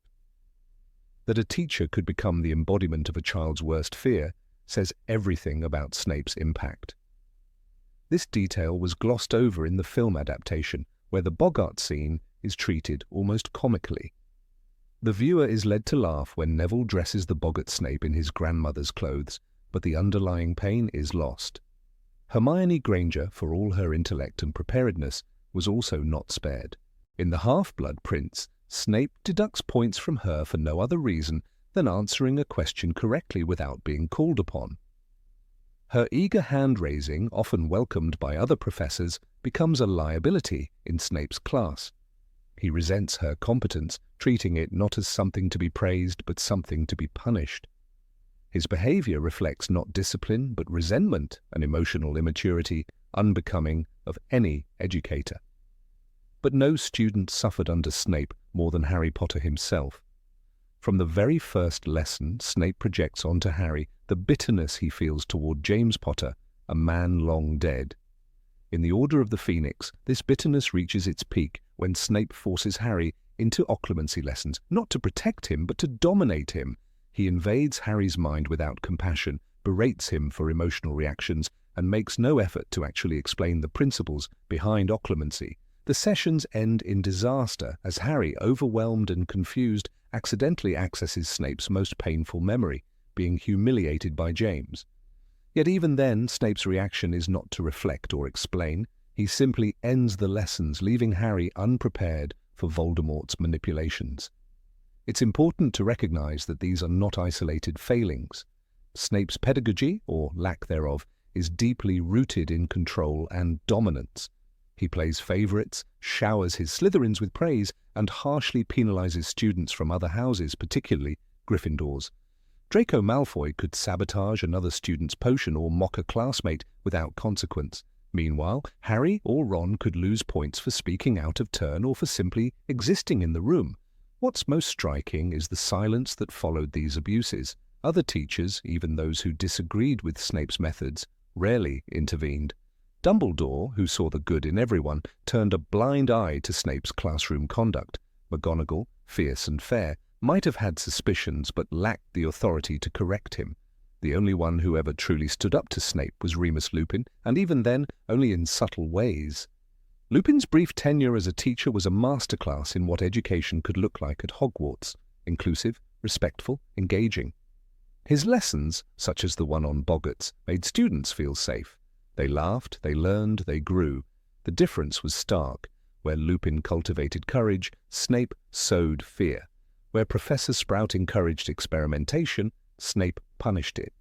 Where Flitwick cheered his students' successes, Snape used success as a weapon, granted only to those he favored, withheld from those he resented. No film captures this disparity. On screen, Snape is strict but fair, cold but brilliant. The nuances, the quiet cruelties, the passive-aggressive sabotage, are left behind. Consider the scene in Harry Potter and the Half-Blood Prince, when Harry uses the prince's notes to outperform Hermione. Snape, fully aware of what's happening, does nothing to stop it. He does not question how Harry, a middling potion student, suddenly becomes the top of the class. Instead, he allows it to continue, perhaps relishing the way it wounds Hermione's pride. It's not mentorship, it's manipulation. A teacher invested in integrity would have intervened. Snape didn't. Even when acting on Dumbledore's orders, Snape's methods lacked compassion. When teaching defense against the dark arts in The Half-Blood Prince, he opens the year with a lesson on nonverbal spells, a notoriously difficult subject. Rather than guiding students, he ridicules those who struggle. In one scene, he singles out Lavender Brown and publicly mocks her failure. The point is not to encourage improvement, but to establish dominance. His failure as a mentor becomes most tragic in his treatment of students like Luna Lovegood and Ginny Weasley. Though the books don't focus heavily on Snape's direct interactions with them, what is shown suggests a consistent pattern. If you were not Slytherin, your value was conditional. Ginny, who grew into a confident, talented witch, never received praise or recognition from Snape. Luna, brilliant in her own eccentric way, was likely dismissed without a thought. One shudders to imagine what might have happened had a young, sensitive Luna been sorted into Gryffindor and placed under Snape's care. The emotional consequences of his teaching are not just theoretical, they manifest in the behavior of the students. Neville's confidence only begins to grow after Snape's absence.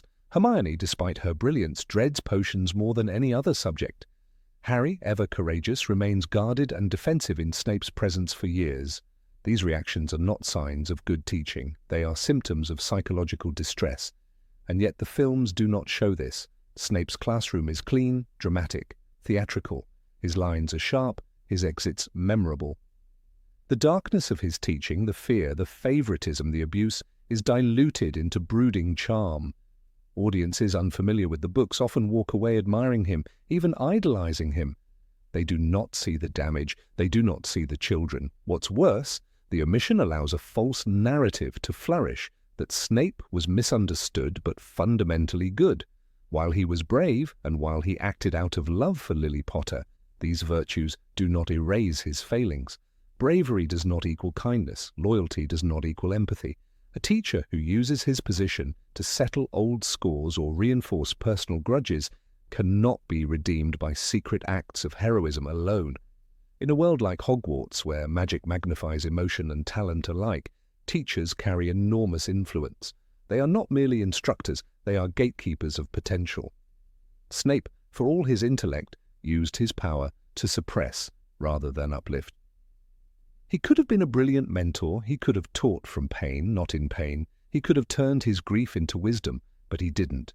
Even his last act, the protection of Harry, was not done out of forgiveness or duty to the boy himself, but out of an old, unfulfilled love for a woman long gone. It is touching, yes, but it is not enough to absolve a lifetime of cruelty. As Harry says in the Deathly Hallows, Snape was the bravest man I ever knew. But even bravery cannot mask abuse. It can only complicate it. The story of Severus Snape is not black and white. It never was. But in choosing to cast him solely in shadowed dignity, the films missed an opportunity to tell the full truth. They gave us a tragic hero but concealed the villain beneath. In doing so, they robbed the audience of a deeper lesson, that even the bravest among us can still do harm, and that true redemption comes not from sacrifice alone, but from growth, from compassion, and from change. Number 23, erased line of betrayal toward Dumbledore. Severus Snape stood in the headmaster's office, staring at the frail figure of Albus Dumbledore. Outside, the winds howled over the battlements of Hogwarts, but inside, the silence between them was heavier. There, the betrayal was already known, not revealed, not uncovered, known. Dumbledore, more shadow than man now, explained calmly that the boy must die. Not by accident, not by some indirect consequence of war, but by design. The boy must die, and Voldemort himself must do it. These were not words uttered in passing, not an ethical dilemma raised for discussion. It was a plan fully formed. Harry Potter was the sacrificial lamb, and Snape, who had bartered his life in blood and bitterness for a single promise of protection, stood and agreed. He did not scream, did not object. He did not throw over furniture or leave in moral protest. He simply asked how much time they had. The books reveal this exchange through the pensieve in the Deathly Hallows, a quiet but piercing moment that unravels much of the mythology around Dumbledore.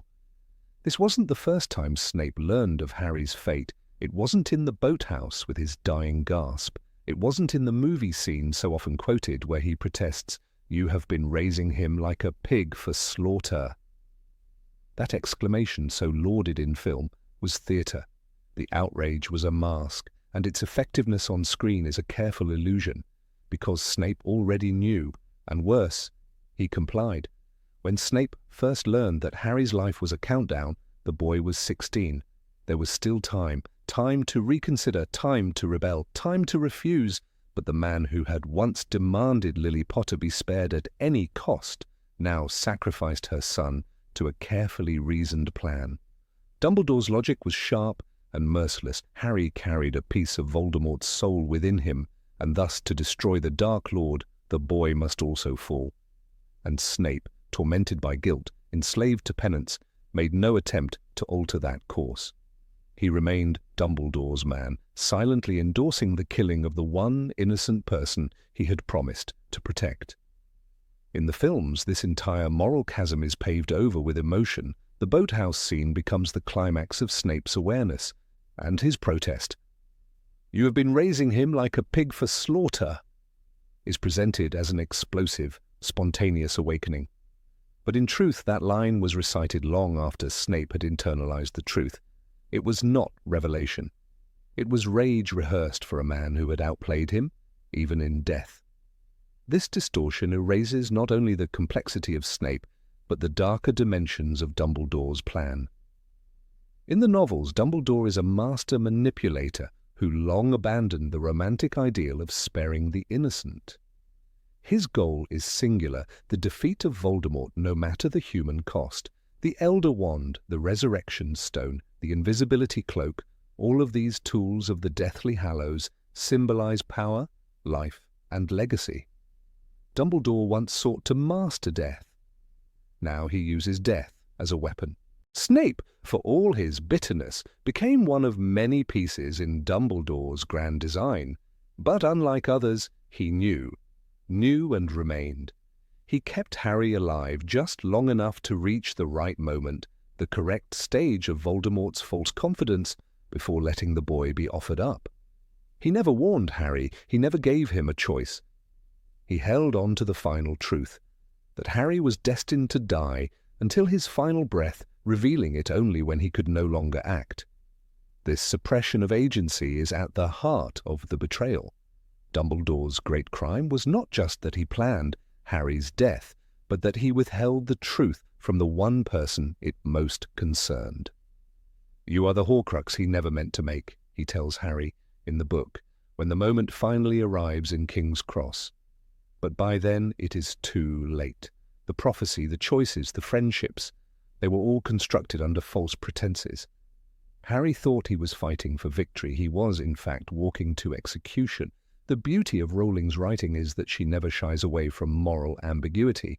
Dumbledore is not a villain, but he is not a saint either. His love for Harry is real, but it is shaped by the grim necessity of war. He loves Harry enough to give him a mission, but not enough to spare him from it.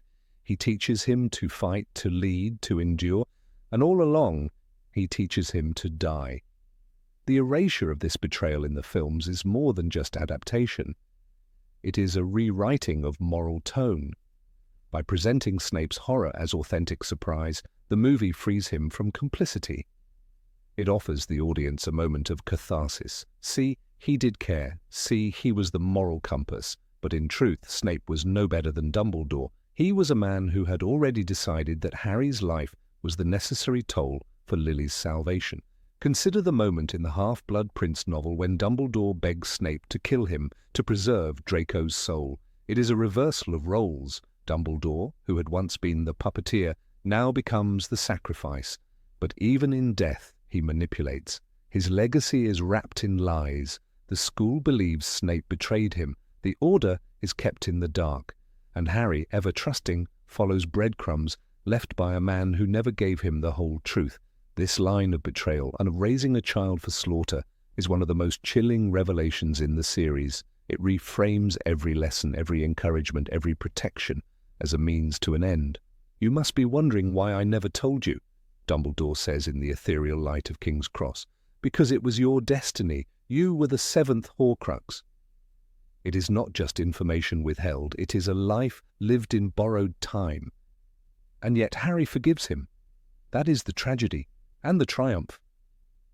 Harry, who has every reason to hate the man who groomed him for death, accepts the burden. He walks into the forest, past the centaurs, past the stones, to meet his end with dignity. Not because Dumbledore deserved loyalty, but because Harry chose love. He chose sacrifice. In doing so, he surpassed every adult who had tried to shape his fate. The erased line of Dumbledore's betrayal matters because it denies us this contrast. Without acknowledging the manipulation, we cannot fully appreciate the integrity of Harry's final choice. The cinematic version softens the blow, offering redemption too easily. But the book demands discomfort. It forces us to see that even the noble can be ruthless, that even the savior can wound. Snape's role in this deception is doubly painful because he too was used. He believed he was honoring Lily by protecting her son, but in the end, he became an agent of her son's doom. The love he offered was not protection, but preparation. "Look at me," he whispered, with dying breath, asking Harry to offer the eyes of Lily as his last vision. But those eyes had never seen the truth he helped hide. The line, "like a pig for slaughter," was not a revelation. It was guilt. Snape spoke it not to Dumbledore, but to his own conscience, a conscience he had ignored for too long. The line hurts because it reveals the enormity of what he agreed to and how long he suppressed it. It is not bravery, it is regret. In this way, the entire story arc returns to its core question. What is the value of a single life? Dumbledore, Snape, Voldemort? Each answers it differently. Voldemort sees no value in any life but his own. Dumbledore values life only insofar as it serves the greater good. Snape values one life and sacrifices others in its shadow. Only Harry values every life equally, including his own, and gives it up not as a pawn but as a choice. The erased betrayal matters because it shows how power, even in noble hands, can lead to cold decisions. It matters because it calls into question the heroism we so easily assign to Dumbledore. He was brave, he was brilliant, but he was also willing to lie, manipulate, and sacrifice a child he claimed to love. In the books, that weight lingers. The truth does not dissolve in tears or dissolve in musical cues. It remains uncomfortable and unrelenting. And that is the genius of Rowling's writing. She allows her characters to be flawed, and through those flaws, she shows us what real heroism looks like. Not perfection, but choice. Not control, but surrender. Had Snape truly been shocked in that boathouse, his earlier actions would make no sense. Had he truly believed Harry safe, he would not have placed such urgency on delivering his memories. He knew Harry's end was near. He knew because he had helped design it. His final gift was not protest, but confession. By softening this in the films, we are robbed of the deep moral tension that defines the final chapters. Dumbledore is granted a cleaner legacy. Snape is given a clearer redemption. But the truth in the pages is far more powerful. These men were not saints, they were soldiers, and soldiers in war must sometimes become monsters. Harry's final walk through the Forbidden Forest is therefore not just a moment of bravery, but a silent rebellion, a refusal to be a pawn. He embraces death on his own terms, and in doing so, he breaks the cycle of betrayal that had followed him since infancy. That, not the Elder Wand, is the true defeat of Voldemort, the refusal to kill for power, the refusal to sacrifice the innocent. And when Harry returns, not by prophecy but by love, the entire web of manipulations collapses. The boy who lived becomes the man who chose. And in that moment, every erased line, every hidden betrayal, every silent compromise falls away. What remains is choice, and that, in the end, is the only magic that matters. Number 24. Omitted humiliations of other teachers. In the pages of J.K. Rowling's Harry Potter books, Professor Severus Snape is a complex, often contradictory character. Much has been written about his antagonism toward students, his deep emotional scars, and his ultimate sacrifice. But buried beneath the grand arcs of loyalty and redemption is a subtler, colder truth. Snape, in his years as a professor at Hogwarts, did not limit his disdain to children alone. He targeted his own colleagues with sarcasm, cruelty, and calculated contempt, and this side of him, the side that bullied not just pupils but peers, has been curiously omitted from the films. One of the most noticeable victims of Snape's scorn is Professor Sybil Trelawney, the divination teacher. From her very first appearance in the series, she is painted as eccentric, dramatic, and deeply insecure, ripe, perhaps, for someone like Snape to belittle. In Harry Potter and the Order of the Phoenix, Trelawney is already fragile under the new regime of Dolores Umbridge. When Umbridge puts Trelawney on probation, the other staff members show subtle solidarity, but Snape, rather than offering any support, seizes the opportunity to demean her. During a staff meal, he pointedly criticizes her predictions. "You are preposterous, Sybil," he says coldly, as Trelawney clutches her sherry and fumbles to defend her inner eye. It's not just dry skepticism, it's derision with the intent to humiliate. Snape's treatment of Trelawney isn't isolated or occasional. In The Half-Blood Prince, after Dumbledore's death, Trelawney is found wandering the corridors, weeping. She confides to Harry that she suspects Snape of being the one who eavesdropped on her prophecy years before. "It was Sybil's prophecy," she sobs, "but he took it, twisted it." Her fear of Snape is not based merely on professional rivalry.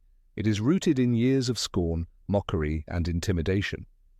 Another frequent target of Snape's contempt is Rubeus Hagrid. Hagrid is no polished wizard. He is rustic, overly trusting, and prone to emotional outbursts. But he is also kind-hearted and fiercely loyal. Snape, however, sees only Hagrid's lack of refinement. In The Goblet of Fire, during a conversation in the staff room, Hagrid expresses concern about how the Triwizard Tournament is affecting Harry. Snape responds not with reasoned disagreement, but with disdain. "Perhaps you'd like to let him sit in your hut and teach him spells over tea." The implication is brutal. Hagrid is not a real teacher, and his place is among beasts, not students. In that moment, Snape reveals not only his cruelty, but his rigid view of worthiness, a view in which Hagrid will never have a place. Even more cutting is the way Snape interacts with Nymphadora Tonks. In The Half-Blood Prince, Tonks undergoes a significant emotional shift. Her Patronus changes shape, a magical phenomenon often tied to powerful emotional upheaval. In her case, the change signifies her love for Remus Lupin, a relationship clouded with tragedy, fear, and rejection. Instead of responding with even a modicum of empathy, Snape lashes out. When he sees her new Patronus, his words are dagger-sharp. "I preferred the old one. Wiser not to change it, in my opinion." The message is clear. He sees her affection for Lupin as weakness, and he does not hesitate to shame her for it. It's a subtle but stinging comment, and one that leaves Tonks shaken.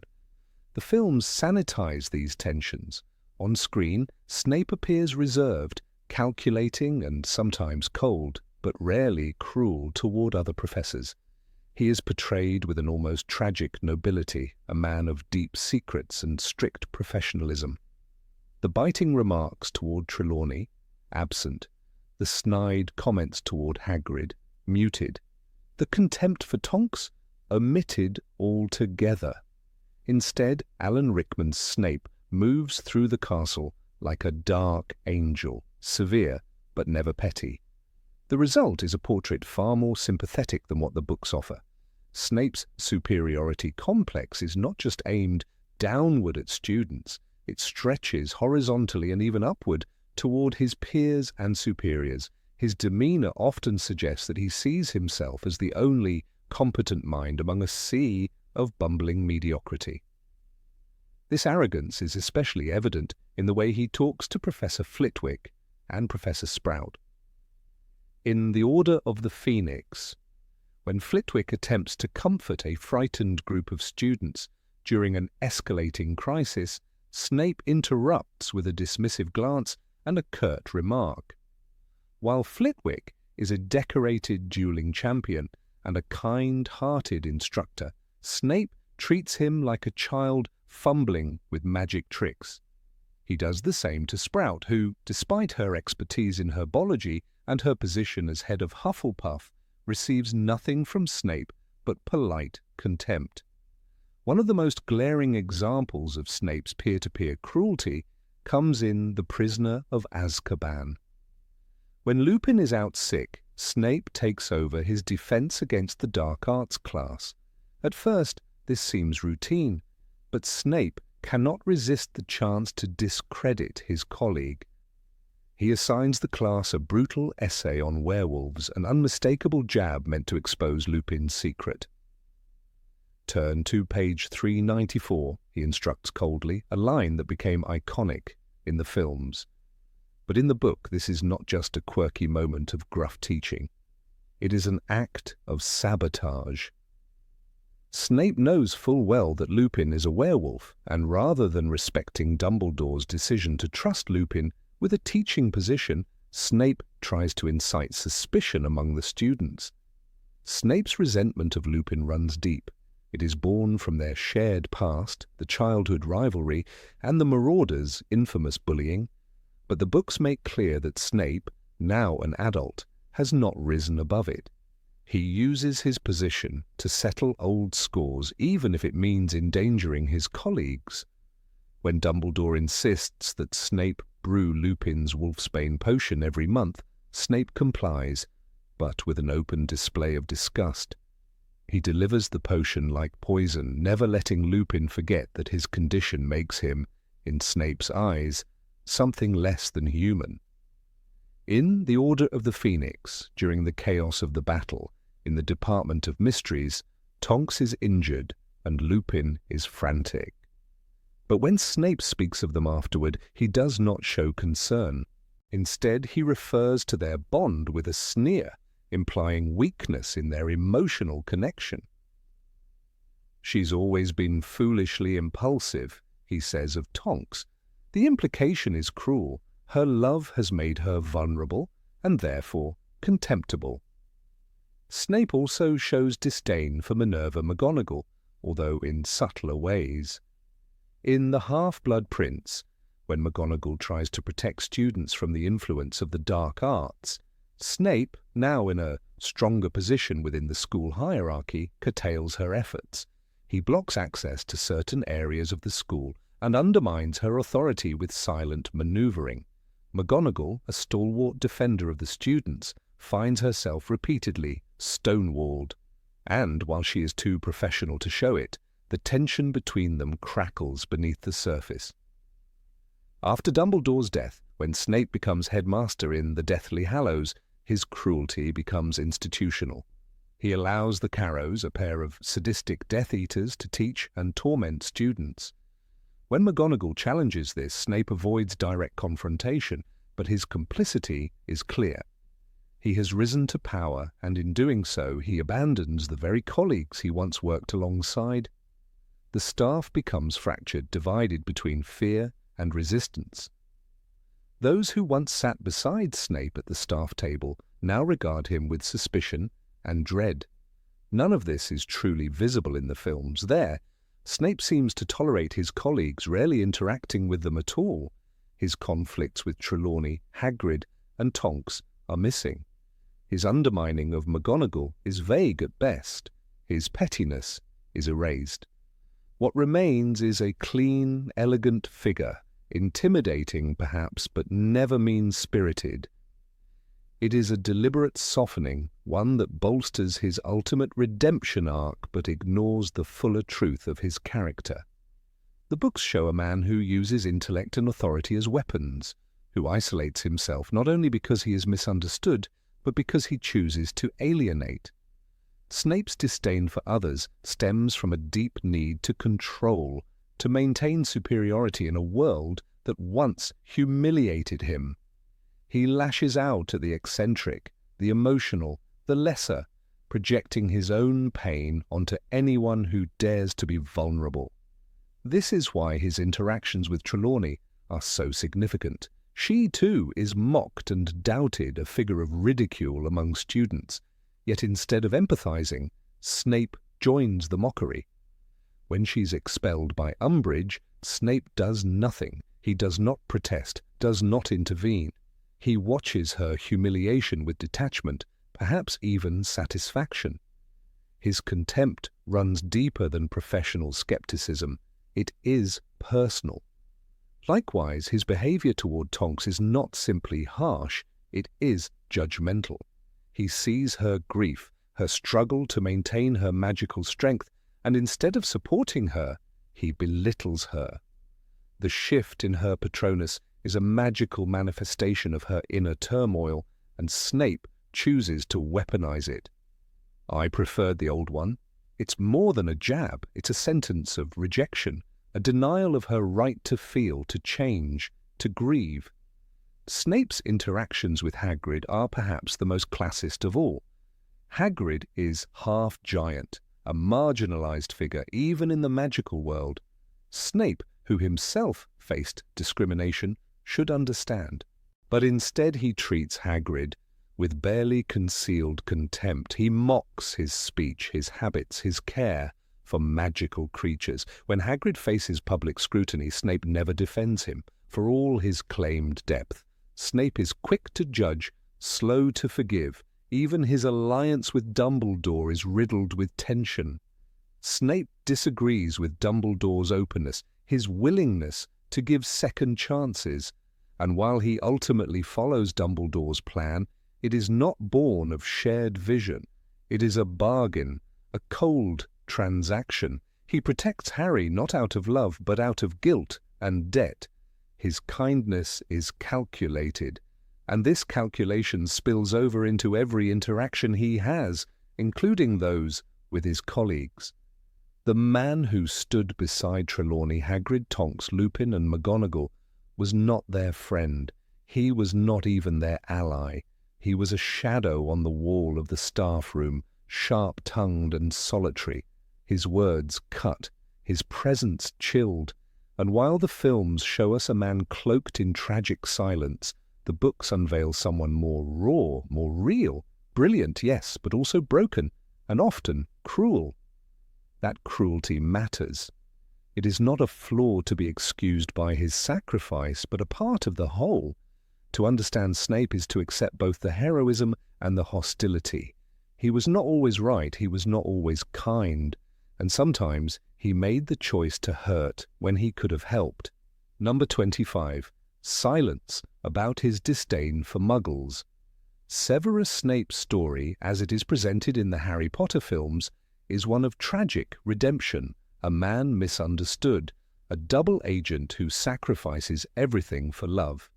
He is shown as a quiet hero, someone who made a mistake in his youth and then spent the rest of his life atoning.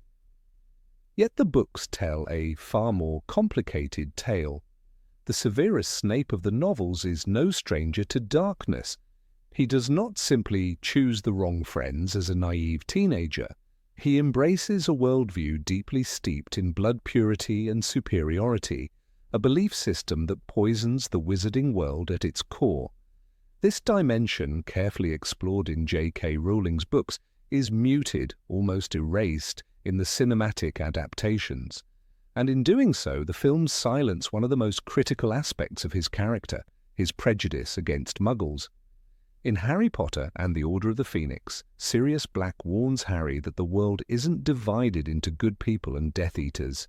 That grey space, where people can be both victims and perpetrators, is where Snape lives.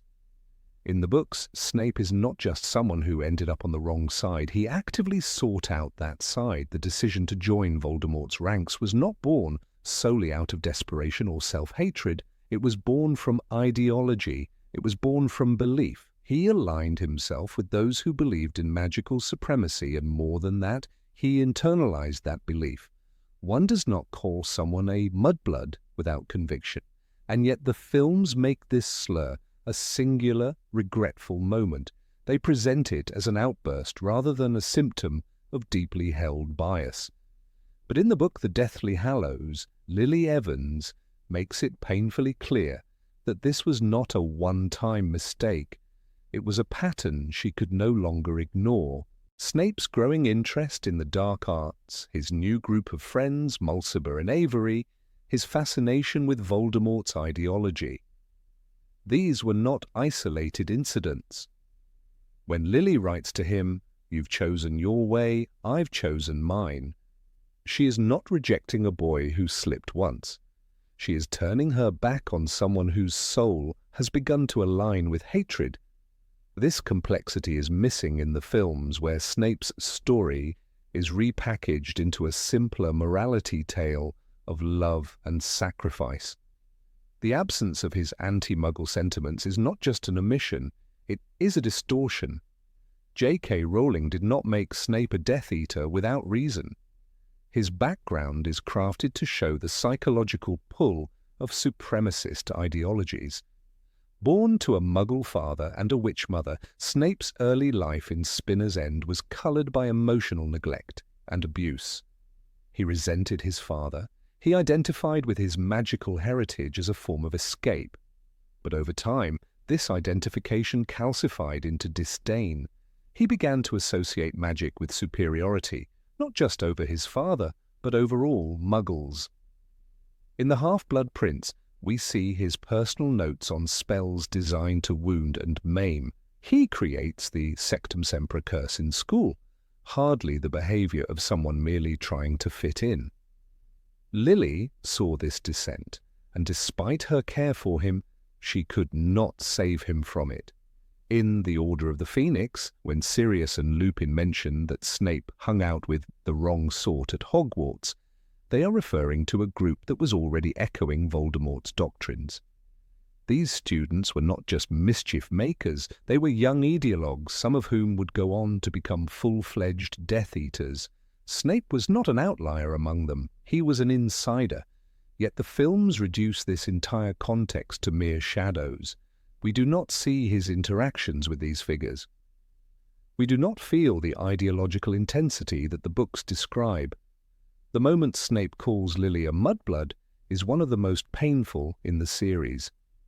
it is not just a slur, it is a betrayal. It tells us that his prejudices have overridden even his most sacred bond. And Lily knows this. Her reaction is not one of shock alone, it is of recognition. She realizes that this word has been sitting in his thoughts for a long time. "You didn't mean it?" she says in the book, but her voice is cold. "You call everyone of my birth mudblood, Severus. Why should I be any different?" Her rejection is not about a word. It is about a man who has decided that purity of blood is worth more than human connection. This is a critical turning point in Snape's story, not just because it ends his relationship with Lily, but because it reveals his ideological alignment. And in erasing this thread, the films rob the audience of understanding how far Snape had to come to redeem himself. He was not just a spy out of love, he was a man who had once sincerely believed in a fascist ideology and then chose to turn against it. That transformation is powerful, but it only matters if we acknowledge the darkness he emerged from. The silence of the films on this very real prejudice transforms a narrative of redemption into one of mere mistake. Snape's disdain for Muggles doesn't vanish even after he becomes a double agent. In Goblet of Fire, he ridicules Hermione's teeth in front of Draco Malfoy, a scene layered with implications. He does not use slurs, but his silence in the face of student cruelty and his willingness to emotionally wound Hermione show that the contempt lingers. He does not champion Muggle-born students. He does not openly challenge the prejudices of his Slytherins. If anything, he reinforces them by example. This does not mean he remains a Death Eater in his heart, but it does mean that his transformation is slow, complicated, and imperfect. The books do not excuse this behavior, but they allow us to understand it. Snape is not a perfect man. He is not a pure hero. He is a man who makes terrible choices and then spends the rest of his life trying to undo them, knowing he never truly can. And this is what makes his character so compelling. But when the films strip him of his prejudice, they strip him of his humanity, they turn him into a romantic martyr rather than a man whose redemption costs him everything, including the comfort of self-forgiveness. Consider the final memories he gives to Harry. These are selective. They focus on his love for Lily and his regret over her death. They do not dwell on the years he spent believing in blood purity. They do not mention the students he hurt. They do not speak of the ideology he once embraced. And that's the point. Snape does not offer a full confession. He offers what he thinks Harry needs to know, but it is up to the reader to understand the rest. The films, however, present this as the whole truth, and in doing so they ask us to admire Snape without fully confronting what he once was. There is a reason why Rowling gave Snape the title of Half-Blood Prince. It is not just a clever nod to his heritage, it is a window into his psyche. Severus Snape, half-blood son of a Muggle and a witch, adopts the title of royalty in a world that worships pure blood. It is both rebellion and assimilation. He tries to rewrite his own identity, masking his Muggle side in favor of a constructed magical superiority. This act of naming is political. It shows us how deeply he wanted to belong to a world that despised people like his father. It is not a rejection of magic, it is a rejection of powerlessness. Even Dumbledore acknowledges the gravity of Snape's transformation. In the Deathly Hallows, he tells Snape, "You disgust me." This is not said lightly. It is said in response to Snape asking whether he can spare Lily, but not caring about James or Harry. Dumbledore sees the selectivity of Snape's remorse. He sees that it is not yet universal.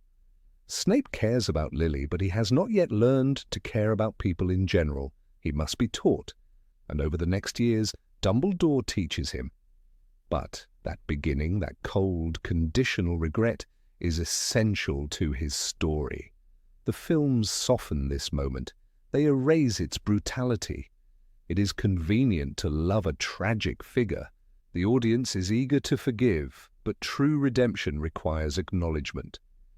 And the books do not let us forget what Snape believed, what he said, what he did. They show us a man clawing his way out of darkness, not a man who merely wandered there by mistake. The word mudblood is not just a slip of the tongue, it is a signal. And Lily hears it loud and clear. In the Philosopher's Stone, we are told that Snape hates Harry because he looks like James. But as the series goes on, we see that Harry's mother is not enough to counterbalance Snape's bitterness. He bullies Neville, he mocks Hermione, he endangers students with harsh favoritism. These actions are not just rooted in personal grudges, they are shaped by an old, toxic worldview. The Snape of the books is never free of these stains. He is a hero, yes, but he is a broken one, and that distinction matters. By removing his anti-Muggle views, the films commit a subtle act of revisionism. They whitewash a character whose story is powerful precisely because it is uncomfortable. They present Severus Snape as a man driven by love, but not one who must confront his hate. And in doing so, they flatten his arc into something easier to digest, but infinitely less meaningful. Snape's silence in the films is loud. It says nothing about blood. It says nothing about ideology. It speaks only of heartbreak. But the books ask us to look deeper. They ask us to see the man who chose evil and then chose to fight it, not because he was good, but because he had lost what was most precious. That is not the same story. That is not the same man.